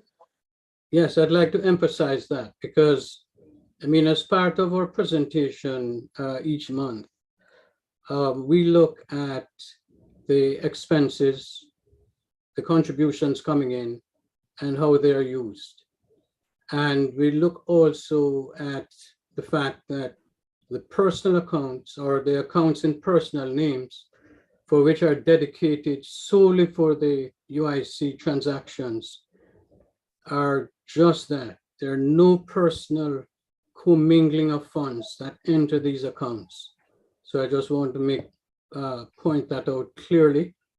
And though the UIC from time to time make payments to members in reimbursement of expenses that the members have, through their own goodness of their heart, has incurred on behalf of the UIC, so that it can take care of its way forward. So from time to time, because the contributions are a bit low to really cover all the expenses of the UIC, the members contribute through loans or paying on behalf of the UIC. For example, Mr. and Mrs. Patterson, I must point out, from time to time, pays expenses on behalf of the UIC. And then eventually, when the contribution comes in and there's enough money, they're reimbursed for those expenses. But it's not that they're receiving any stipends, or they're not receiving any money from the UIC for their services. That's not the case at this point in time. So I just want to emphasize that as well. All right, Thank you, Brother Aljo. But just to point out, Chase, in terms of the bank account, they'll tell you that they don't have a category for political parties. It's either business or personal, and therefore you don't get a written list of requirements. They tell you what they want, and that list changes depending on which bank you attend. All right, thank you, Sir Wright. I'd like to thank Gary for making clear that neither Mr. Patterson nor his wife received any pay, because that question was asked in the chat. Someone wanted to know about the allegations that the Pattersons get financial compensation and nobody else does. As Gary Aljo, who is the chair of the finance committee, explained, there are times when the Pattersons give to the UIC, and in time, sometimes they are reimbursed. It's not all the time they are reimbursed, and they do give a lot, hundreds of thousands of dollars. So when they get back what they put in, it is often misrepresented as them getting money and nobody else getting. And that is total rubbish and untrue. So has anybody mentioned the other members who have left and sent the UIC, including Howard McDonald and others who have sent in a list that they want to be reimbursed for? Has anybody mentioned that or criticized them for that? They've all gotten mad and left and That said, is by the true. way, I need to be reimbursed for this, which the organization now has to pay. Has anybody criticized them for that? Howard sent in quite a list too, and nobody. And then the thing is, he's one of those persons who is arguing against the Pattersons being reimbursed. If they are reimbursed, everybody should be reimbursed. But he has asked for reimbursement. So there you have it. All right. So we have gone through the allegations. There is one left, that nothing is existing out there on Mr. Patterson, that we have only his word for what he says he has done. My response to that is that the two major parties have already checked out Mr. Patterson. The ECJ has already checked out Mr. Patterson. So, and they have verified what he has said. It is interesting that it is members of our camp or former members of our camp who put the president in question when the opposing parties do not. All right, so now we are at the point in our agenda for questions or submissions from the attendees. The floor is open. You address through the chair. What's next? We're not going to put up hand again. Yes, please address your questions and comments through the chair. But as in answering that problem, the business of the people, that's what's next. We must not be distracted any further. You want to speak, Babatunde? Yeah, the hand has been up for about an hour now, but oh, I didn't see you. Apologies. All right, you have the floor, Babatunde. All right, so greetings to all positive uniters. Note the word positive. I have some issues. I have some suggestions. So if I can't make the suggestion now, I am to be guided. There are still enemies of the UIC within that is on now. What is the UIC plans to flush out the excrement once and for all, and move forward with a greater premise of being alert? That's question one. Can we take one and then come back to two, Brother Baba? Sure. We can never, a movement like this can never be free of, and I like your term, the excrements. They will persist because a healthy organism will produce waste. That is one of the definitions of an organism. It will create waste. Right? So the UIC as an organism that is growing, that is thriving to do the people's business, will create waste. Because those persons who realize that their personal interest, their personal grudge, their petty grievances are not being served, will become waste to the process of change. So we will continue to do the people's business. We know they're there. And at the point where they become a constipation, we will take measures to expel any amount in any quantity that we can and continue to do the people's business. All right. All right, Next. thank you. Oh, sorry, Sir Babatunde. Mr. Patterson has his hand up, so we give him the floor. Thank you very much, Mr. Chair. Both chairs, General Secretary and Chairman Winston, and all of you. I just wanted to comment quickly though on what Babatunde is saying about persons who are in the organization who may still have ill intent. And the chairman answered it very well. And I want us to not focus on those persons. I want us to now focus on getting the work done. We cannot live our lives in suspicion of others. If we start becoming suspicious of each other, it's going to make it very difficult for us to work. We have tried our best in terms of vetting persons coming in, but it's really very difficult, in fact, impossible to fully vet because, for example, you have persons who are coming who were formerly PNP or formerly GLP. We don't want to turn back a person because they used to support this party or they used to support that party, for example. So I have to make sure that we don't go down the road where we start looking at each other and pointing fingers and, you know, you're an infiltrator, you're a detractor, you're a traitor. We need to embrace each other and let people show themselves, and they will show themselves. They have shown themselves. They have taken advantage, though, of the fact that we're very vulnerable. The universe of the way Jamaica operates makes us vulnerable. For example, they make sure we can't get a bank account. So anybody, I knew this from the beginning. So I told the NEC from the very beginning. I told the NEC that this day was coming. So I wasn't surprised by it. What we have to do, though, is when the day comes, I think we have to respond to it better, meaning like what we're doing tonight. You all are speaking up and speaking out, and you're bringing clarity to the situation. While in the past, you know, I am talking too much and explaining too much, and the people don't see enough of us, right?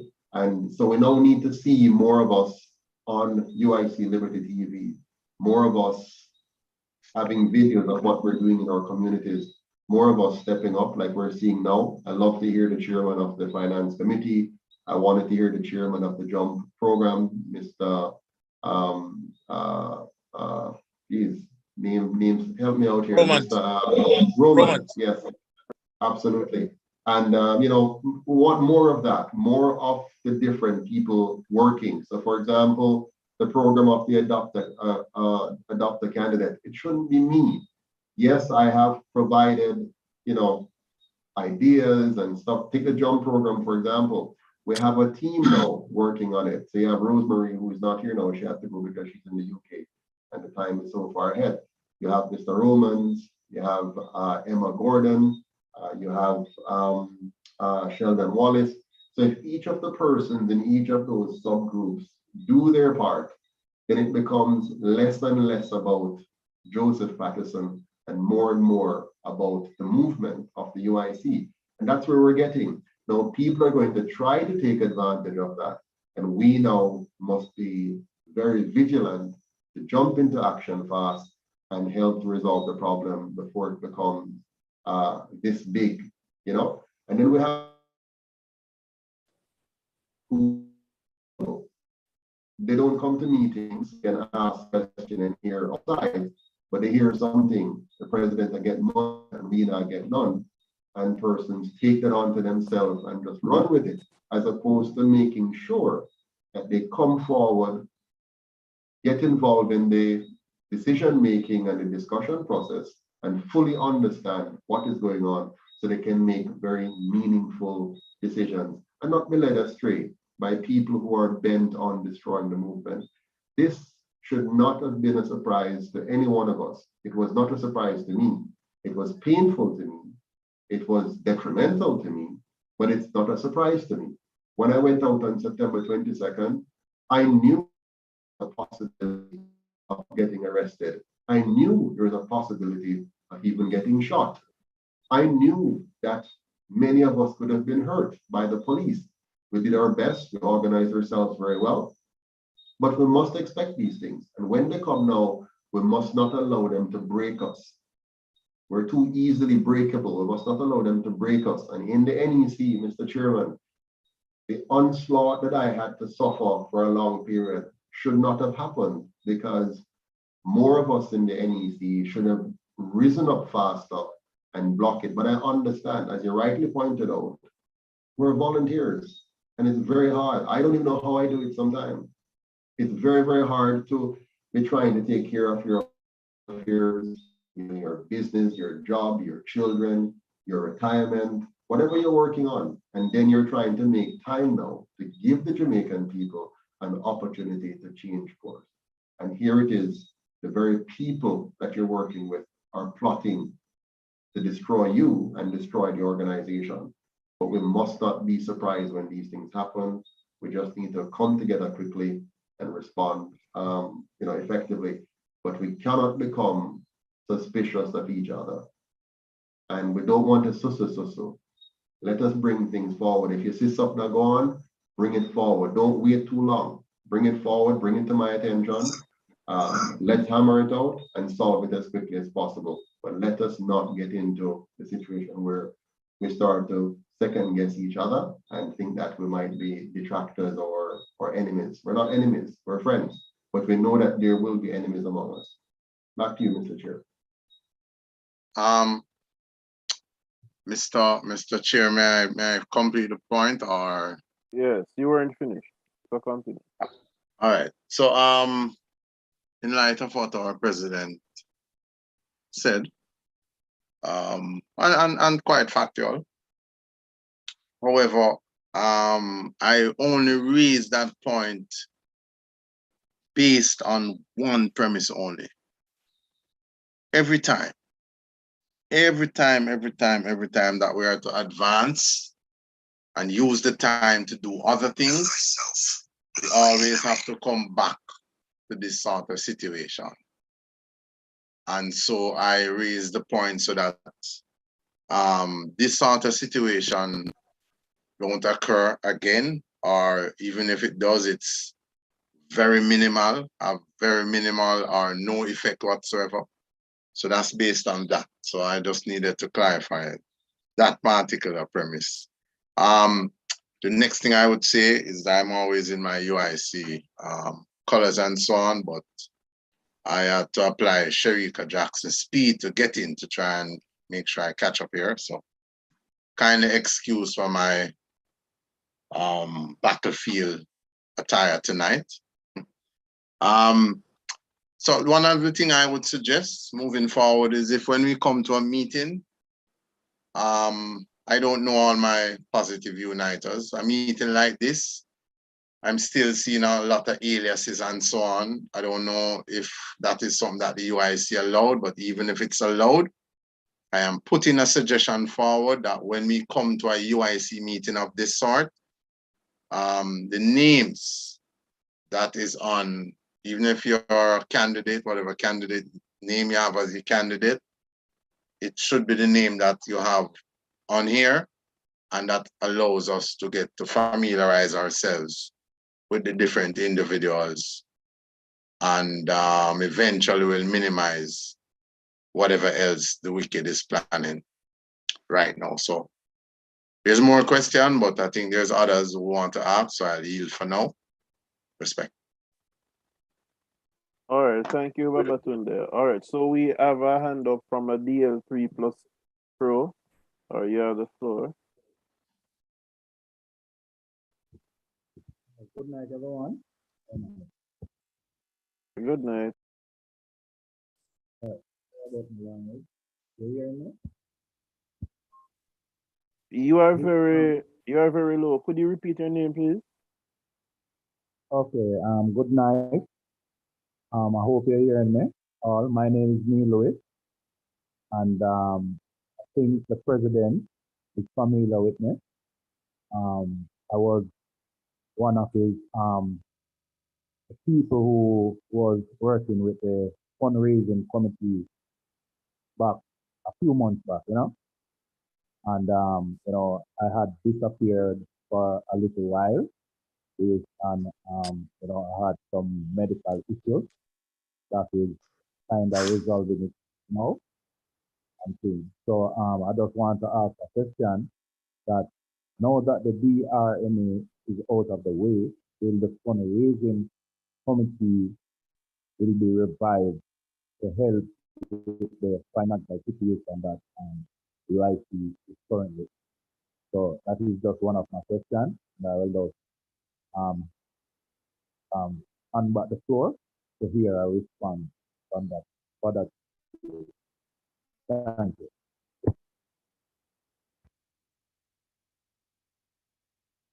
All right, I think the question was directed to you, Mr. President. I must admit, I couldn't hear it clearly, but is he asking if the fundraising committee will be revived? Yes, that's the question in a nutshell. Yes, all committees are can be functional if people are willing to join them and participate in them. The fundraising committee that the gentleman was a part of, and I think I remember who it is, would not be constituted by the same persons. Just before all of this went down, or the recent episode, we were just reconstituting many of the committees. I think those fall under the membership director, and we are without one at the moment. But yes, all committees will be revived, and if you're interested in participating, just raise your hand and we'll be happy to have you participate on that committee. All right? If I can point out, Mr. President, whomever is interested in a committee, please make sure that one, we have your email address, and in signing up, you indicate your interest, and two, be a part of one of the WhatsApp group, so that way you'll see this information go out, and it will go out by email and WhatsApp.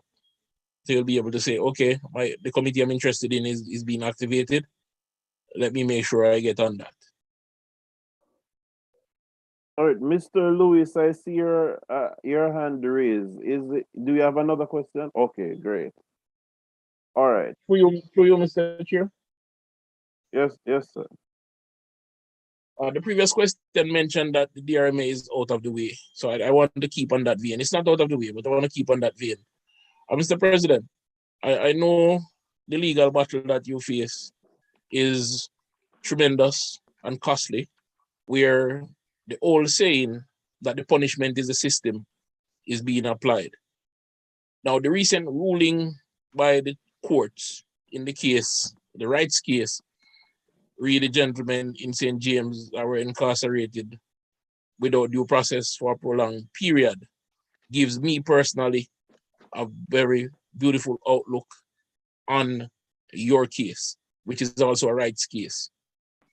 Now, when are your next court appearances, especially in the Supreme Court matter, which will become a precedent-setting matter?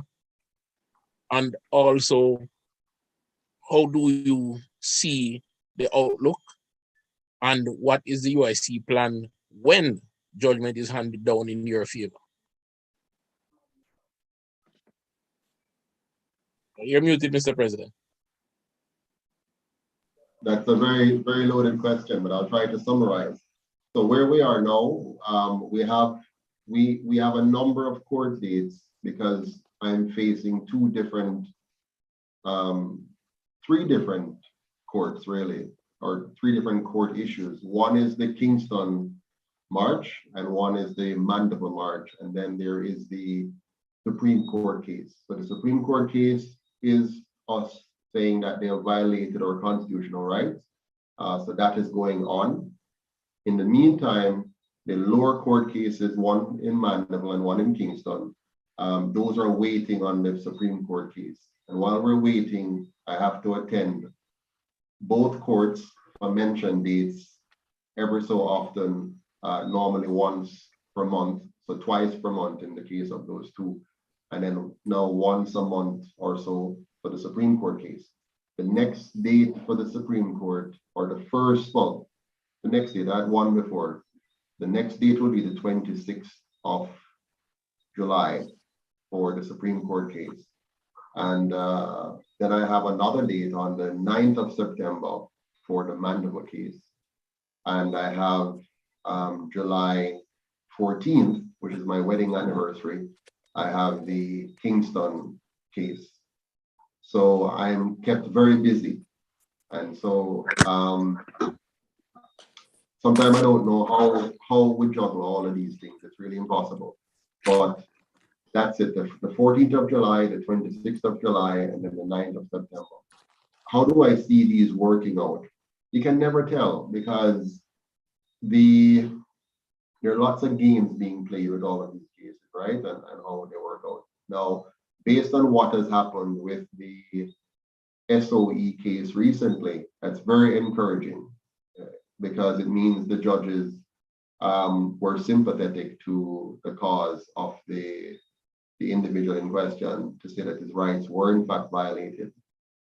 Based on our assessment of the case, we expect the court to rule in our favor as well, because it's very clear that the Prime Minister overstepped his boundaries by the method in which he used to bring the DRMA into force.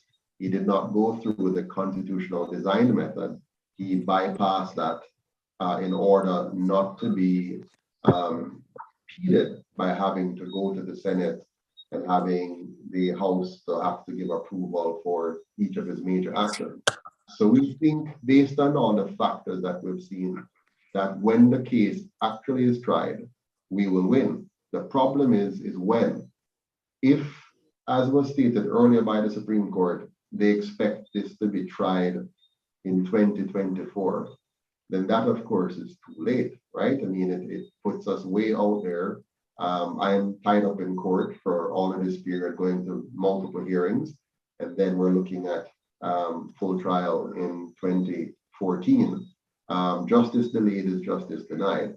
Now, where we have erred is that based on all the activities happening in DUIC, we have not been able to capitalize on this and properly bring the story to the Jamaican people and get the people involved. For example, staging a situation at each of those court dates, making sure we have, like the last one I went to, it was myself and the treasurer, right, Nyieka, that were there. There's nobody else. Now, I'm not blaming everybody else. We don't do a good job of publicizing and organizing because, yes, the detractors, they're really sucking our energy and sucking our time and you know, making our lives difficult, which is their intention. But we have to find a way to get around this. And one of the ways to get around it is to be able to be properly staffed.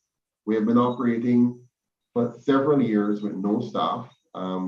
In the entire 10-year history of the UIC, we have had one staff before during the 2017-18 period, one staff, one young man, like Nyieka, a brilliant young man, Mario Booth, the only staff we had, and so we paid him. And then we went again a stretch without any staff, and then we had one more staff again, just in time for the September 22nd march, which I was fought vehemently by the NEC because they didn't think I should have it. And the very person we hired turned out to be also one of the persons who are part of their camp. But I fought for one staff, and we got that one staff, a little bit of money we had, and he agreed to work for that. Whenever we forced him to work for it, that's what he agreed to work for, and that's what we had. He was already volunteering, and so I thought that he was happy for that. But anyways, so one staff. Then we were about to hire another staff, an admin assistant, and we did that just before the breakdown happened. The reason I'm explaining this to you is that we're working without the requisite operating base to be successful. It's amazing that we're here. People ask all kinds of things like, why don't you have this? Why don't you do that? Why don't you do this? And they don't understand. And we're operating without any staff. So a lot of the work that is, so I am not a true president. I'm a head cook and bottle washer. So if the floor needs to mop, may I mop the floor. If garbage needs to be put out, I'm putting out the garbage. If meals must be collected, if something must be delivered. It's not like I want to do this, but over the years, I have had to do it. And my wife, during the last segment that we had when we started the Walk for Liberty in August 6th, on Heroes Day. From then until recently, my wife has been almost fully taken away from our business operation. Her entire time is taken up, taking hundreds of phone calls, organizing people, categorizing people, getting them placed in different groups, getting them registered, getting them into this, that. I mean, on the phone all the time. Now, if you see the impact of that, I mean, there's almost no sane human being who would do all of this kind of stuff. And so we have been doing this year in, year out, year in, year, just hoping that the Jamaican people will rise up and take charge of their own future. We have been pushing and hoping and suffering and waiting for that moment to come. And just when that moment came, and we're now turning the corner, the first thing that happened was one of our strongest supporters. I mean, when I say supporters, I mean somebody working on the inside, helping me with the work. He resigned at 1:47 a.m. in the morning without any notice whatsoever. He just sent in his resignation letter. I resign with immediate effect. This person was very involved and very engaged with the work, and he just resigned. Said it was for family purposes and so on, which is fine. That's understandable, except that it doesn't seem to be quite so. But when that happens, then again, no staff or not adequate staff. The one staff we had, he spent his time now with the power given to him to start to build an army of persons, working on our candidates to get them to be his little, as the chairman called it, his fiefdom, and so on. So it's always difficult because you're dealing with all these moving parts and a very, very low budget. My friends, we get what we pay for, except that we have gotten more than we pay for in the case of the UIC. And it's time for us to find a way to step up. We cannot continue like this. We cannot continue being an underfunded organization. I have done the absolute best that I can do. I have carried this as much as I can. And it's time for all of us to step up. All of us, believe me, all of us. It doesn't matter if you're stepping up just amounts to $1,000 a month, let it be that. But to be consistent and to be purposeful and to be committed to the cause. If I wasn't committed to the cause, I'd be broken already. I'd be finished, done. From the time we start until now. So it's a long answer to your question, Mr. Chairman, but I intend to win this court battle. It's very costly, it's very painful, but I intend to win. And when I win, it's we that will win.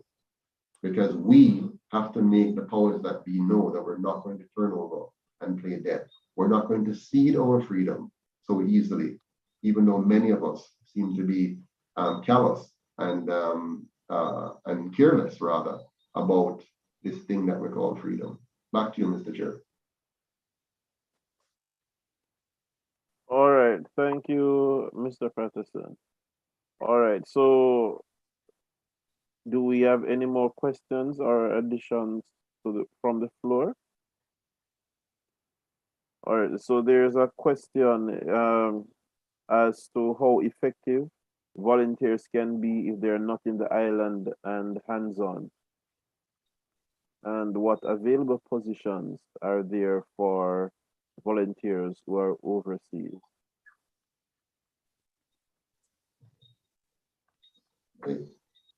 Well, again, I would prefer if somebody else answer, but for volunteer, you see, overseas, we have some brilliant people like Gary and Owen who are operating from overseas and really taking charge of our finances.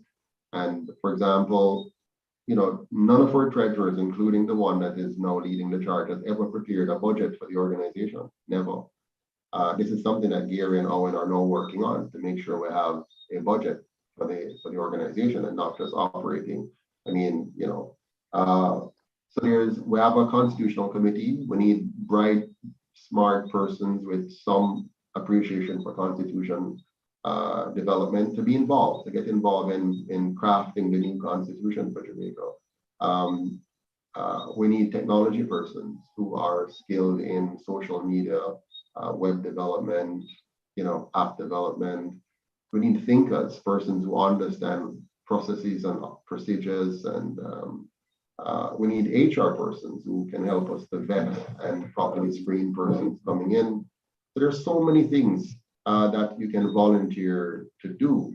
I must tell you, one of the things I suffer from, and that's why I don't suffer fools gladly, I've discovered that we're people who are very good at talking and very, very, very weak at doing.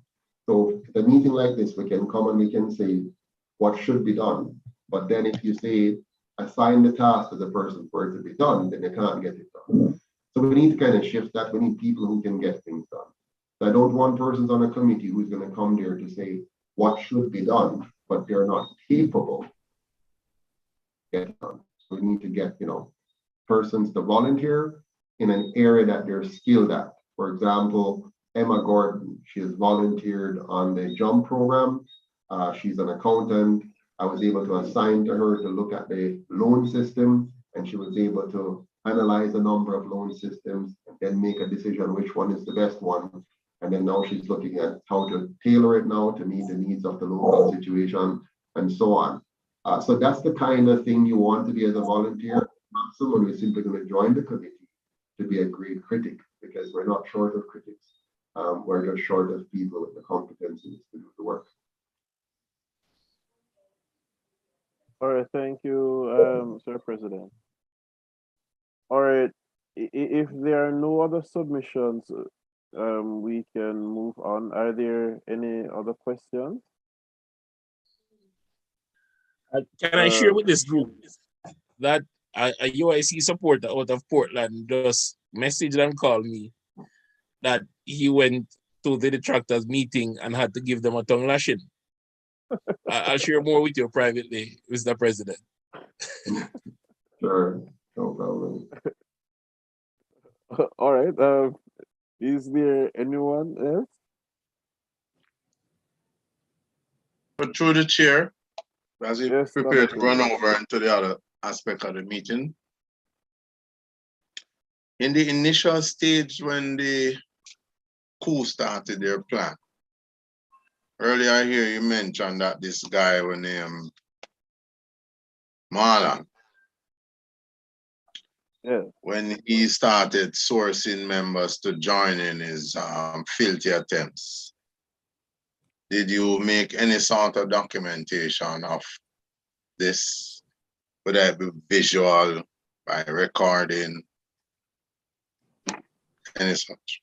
No, I didn't make any recordings, and he didn't even send any text. All of this was by phone. At the time, I would not have known. Mr. Chair, can I interrupt? Let us not get into those questions and answers, please. I don't think we want to, forgive me, Babatunde, I don't think we want that. This is a public meeting, by the way, that is being streamed around the world. I don't want to force anyone to disclose what information they have and what they have recorded and so on. I think we want to make sure we stay clear of that. I will leave. Yeah, thank you. Thank you. What we have heard clearly that there was a plot, that is not simply, they have made a case. The case that they have made is that I resigned and that they're the illegal NEC, and that therefore we here are not duly constituted. And we have dealt with that very, very clearly. But Mr. Chair, I want us to be mindful of the time, as well. Yes. I was going to get to that. All right. So I appreciate that you have started to summarize some of what we have said. I see Mr. Lewis raising his hand again. Hold on, Sir Lewis. So we had started with explaining the purpose of this meeting, and the purpose of this meeting is to put to death, to do away with the accusations and the assumptions of the group of people who call themselves the rightful NEC of the UIC.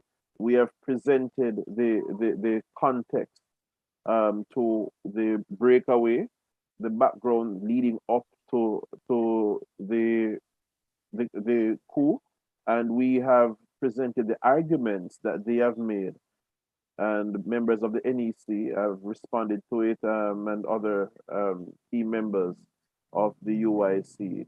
So as Mr. Patterson just raised, they have accused him of resigning and of us not being the rightful NEC. He has been accused of using the monies in the account and not giving any to the candidates. We have refuted all of that. So we would have fulfilled the purpose of this meeting. All right, so I will allow the last comment from you, Sir Lewis, and then we will seek to adjourn. So the floor is now yours, Sir Lewis. Yes, thank you again, Mr. Neil. A final question to Mr. Patterson or Mr. Winston. Yes, and this is it. What more will the UIC bring to the table out of the ordinary to capture more voters, especially young and stable youth? That is my final question. Thank you. Thank you, Mr. Lewis.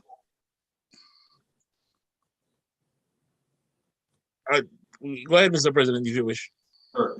I'm just going to ask Mr. Lewis to table that question only because we're at the end of a very long meeting, and what you're asking is a very important question. It is about the future of the country. It's speaking to our 10-point plan, which we have outlined, and you're asking what more do we have to offer. I think we need to have another meeting, which is going to now focus not on these things. We're going to now have another meeting where we get back on track and focus on our plans, our initiatives, and how we're going to pursue them and answer all of those kinds of questions in that meeting. If you can bear with us until then. I don't want you to get a tired answer and one that we can't properly develop in this meeting.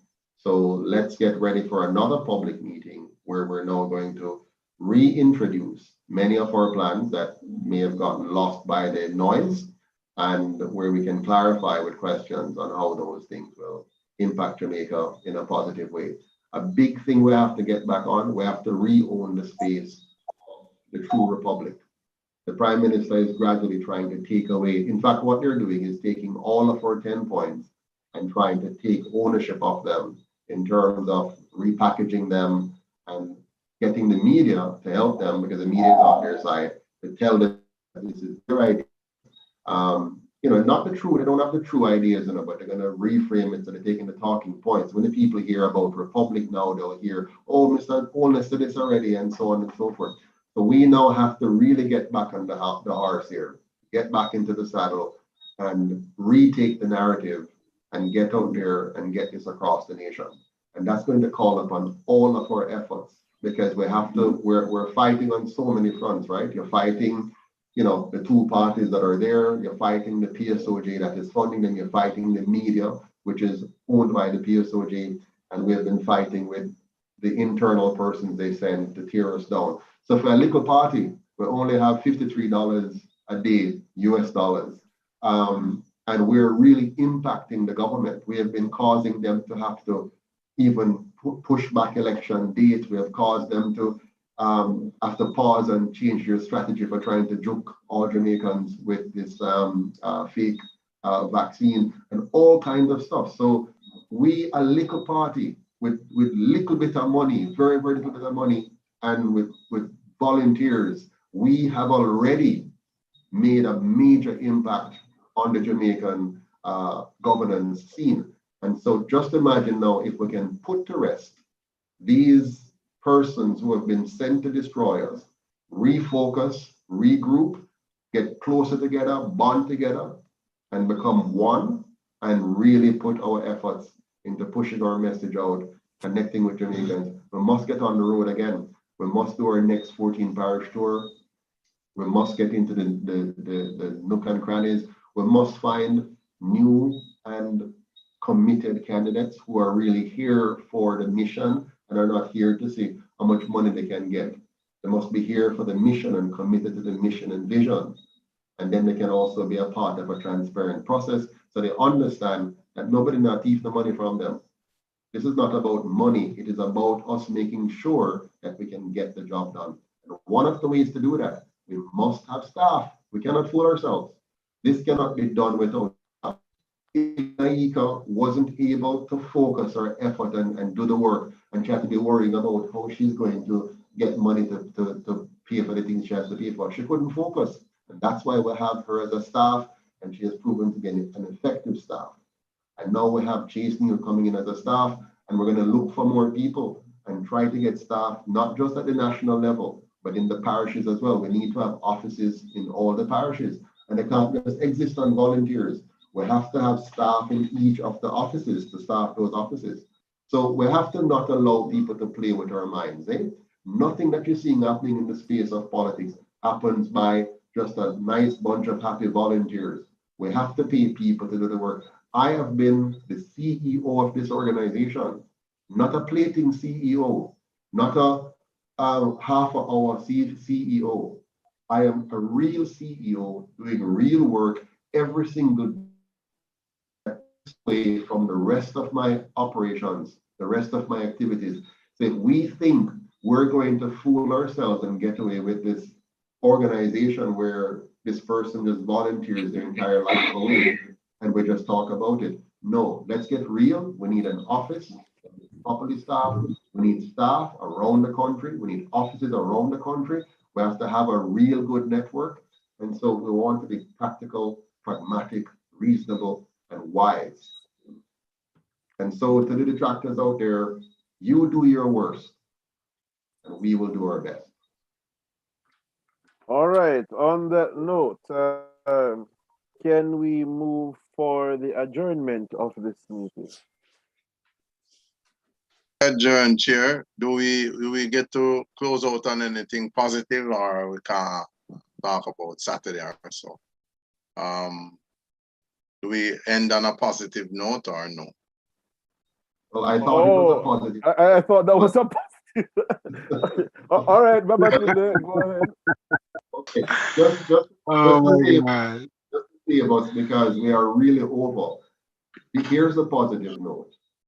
On last Saturday, we went to Mandeville and we had a ball connecting with the people in Mandeville. The response was phenomenal. People love the movement. People want the movement. They were really happy to see us. But guess what? In the Dunmesa, we're going back to Mandeville again. This time on the 2nd of July, we have partnered with Delta Shield and other employers who are coming out to offer job opportunities to Jamaicans. And we're inviting all Jamaicans within the vicinity who can be there, especially if you're skilled or unskilled, looking for work and want to find an opportunity. We're going to be there with employers to help you to make the connections that you need. And while we're doing that, we're going to teach people, educate people to know about the UIC and to see why is it that even those who are saying they are no longer interested in politics to be re-engaged, because politics determines whether or not you have high inflation or low inflation, high crime or low crime, or if you have a government that will seek to take away your bodily autonomy, or a UIC government with a constitution that would protect your sovereignty. So that's the positive note. Have a good night, everyone, and thank you. Boom. That's all for now. UIC. All right, everyone. One Jamaica, stronger together. Stronger forever. Jamaica. Have yourself. Night, everyone. Night, everyone. Night, night. Love you all. Love you all. Bye.